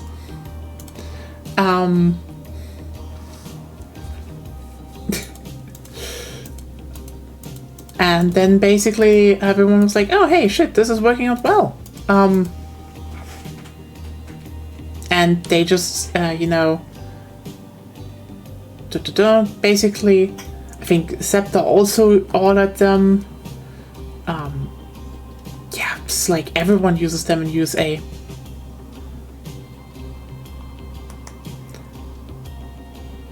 And if you're wondering where this is coming from, visually, this is where they're coming from. They're Vectrons. They're just a branch of Vectrons.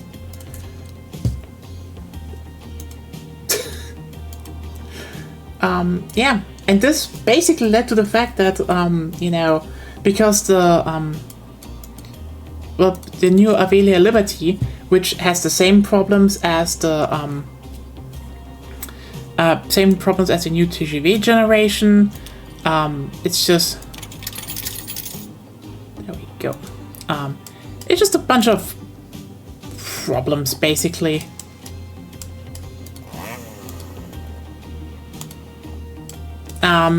Which is now leading to the fact that Brightline basically was like, hey, Siemens, I'm not sure if you know, there's a very little experience. Yeah, I know, but like, basically there was Bombardier / Alstom, and there was Siemens, but like, Alstom and everyone else just fucked up so hard that Siemens just swallowed the whole market, which now led to the fact that if you're like, hey, these are the new ones, but basically Amtrak right now is thinking if they want to expand, and they do want to expand their high-speed rail network, that, the Acela is still gonna run on the Northeast Corridor, but like, in the future, they're like, where do we have it? Those could run on your tracks. Velaro Neos. Because Brightline is ordering them. California High Speed Rail is ordering them. So far, Texas still wants to cling to Shinkansen trains, but there is pressure that, they should also just use Siemens, because again, the moment Siemens starts building Velaros in the USA, a Velaro line, why shouldn't you order them? So yeah, if you are gonna build more high-speed rail in USA, it could very well be that you're gonna ride German trains in a few years. If you keep building them, that is. Need to get rid of a certain person first, I would say. Anyway, so...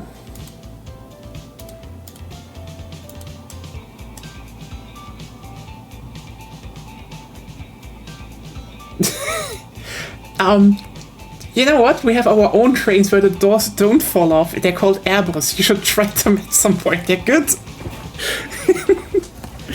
Okay, actually we have money.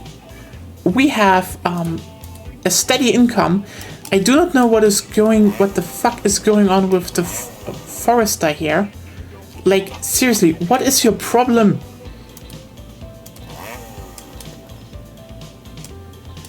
Junge, arbeite. Ich brauche mehr Holz. Okay.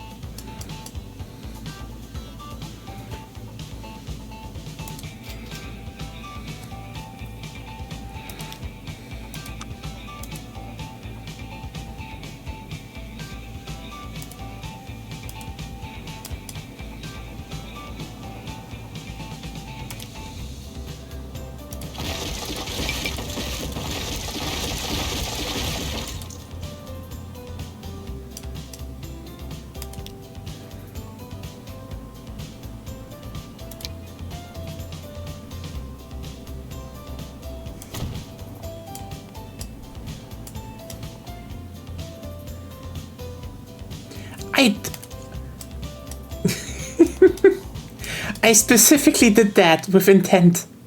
No worries.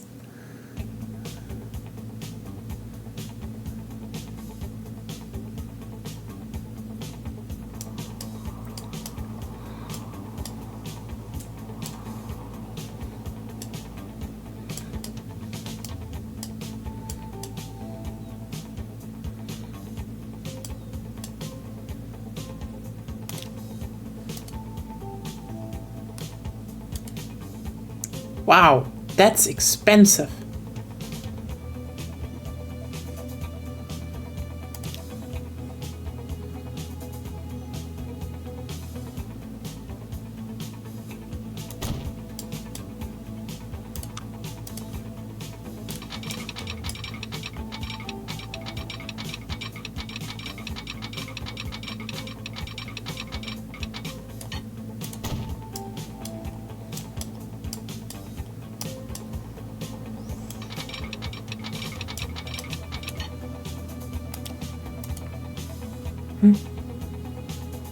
Oh shit, actually, I will end this one. Okay, you know, yes, I'm bulldozing a whole neighborhood, but I'm building wonderful railway networks there. This is just a boon for them. Can't they realize that? I am nice doing that. Ooh. Ooh, destroys your neighborhood.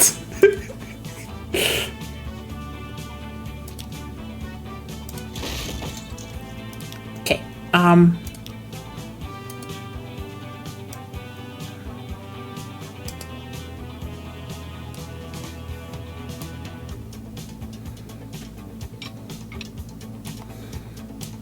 no!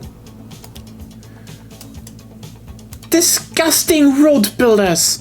You filthy car-obsessed people! I need to... This is divine judgment at this point. Do not cry when your neighborhood gets bulldozed in the name of progress.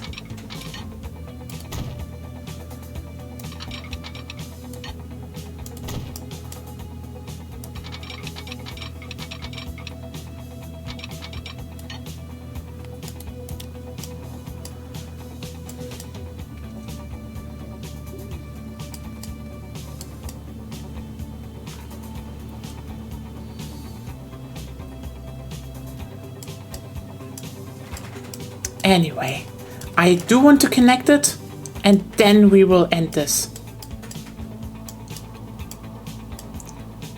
Hey, road builders, that's my people you're talking about. You said you work with bridges!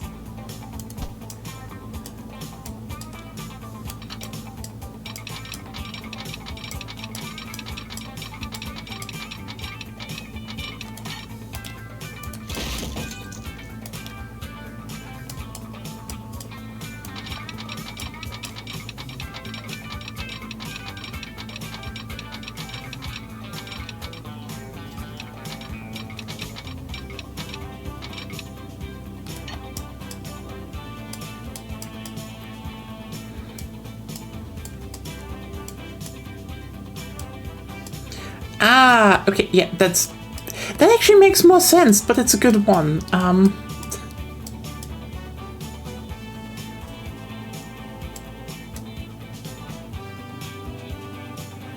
Come on, give me some more money to spend. I want to at least connect my railway lines here. And then have great exchange between the towns where, you know, one town has tools and yeah, one other town has nothing.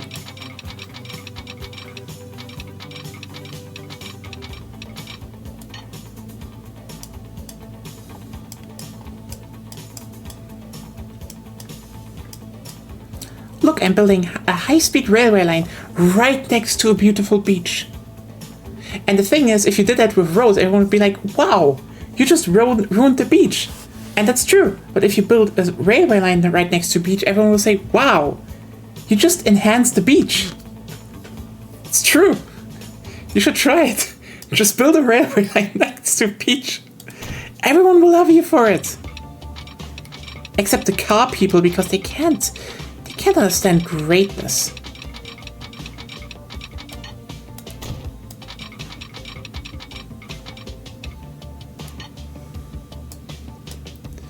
Yeah. Actually, in terms of beach train or kill the local salmon,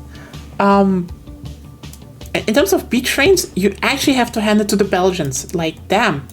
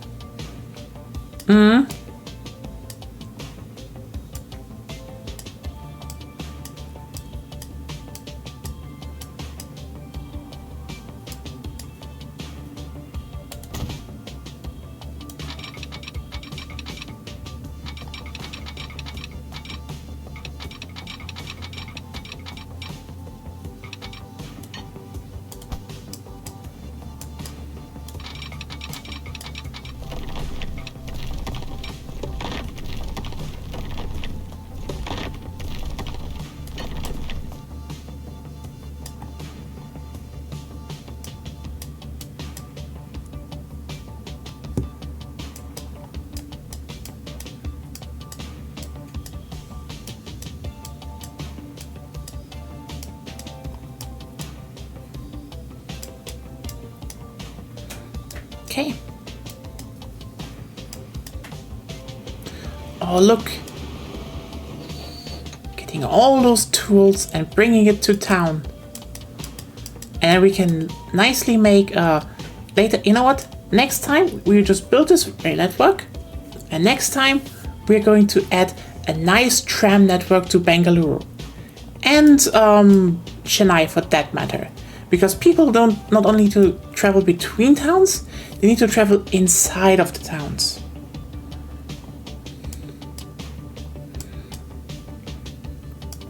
That's why one of those things I do dislike about this train's tram system. Because you legitimately cannot how's it called? You cannot legitimately build trams into their own railway network. You can't. They have to be on streets, and it's stupid. They shouldn't be there. They should have their own separate right of way as well. Anyway, god damn it! I am going way too over time with trains, but holy shit, we have like the most active stream in a long time. So hell yeah for trains. We're gonna do more trains on Sunday.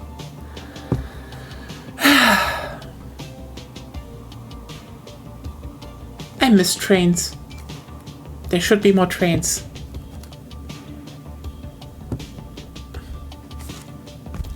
Come on, it's just a tunnel. It's not that expensive.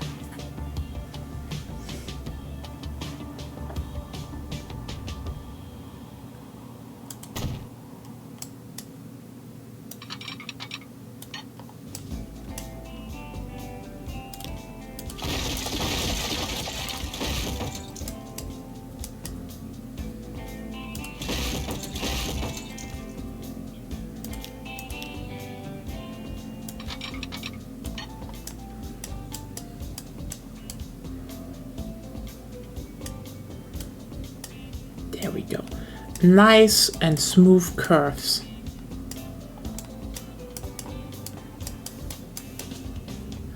Everyone is going to be happy.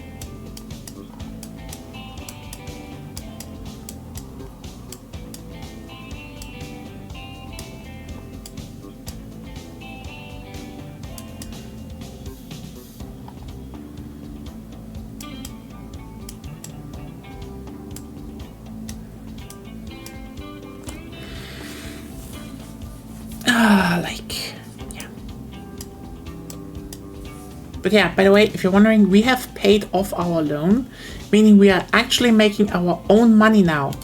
Meaning, all of this is us now. I have no idea why the main railway line is making so little, but no. There we go.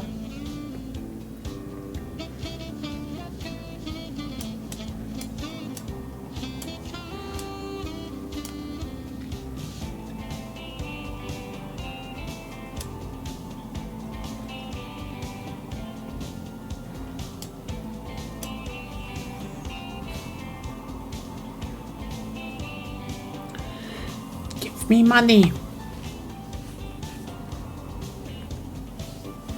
Come on! I just want to build this one part and then it's done.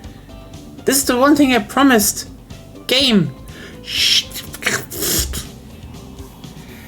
It shouldn't be so hard to give me money.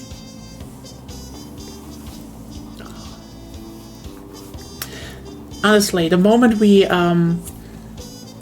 you know, we grow that city, and you grow cities with, you know, passenger rail, they will consume more stuff, so we're gonna make some more money doing, you know, delivering stuff to them. And hopefully we should start maybe doing some bread. What?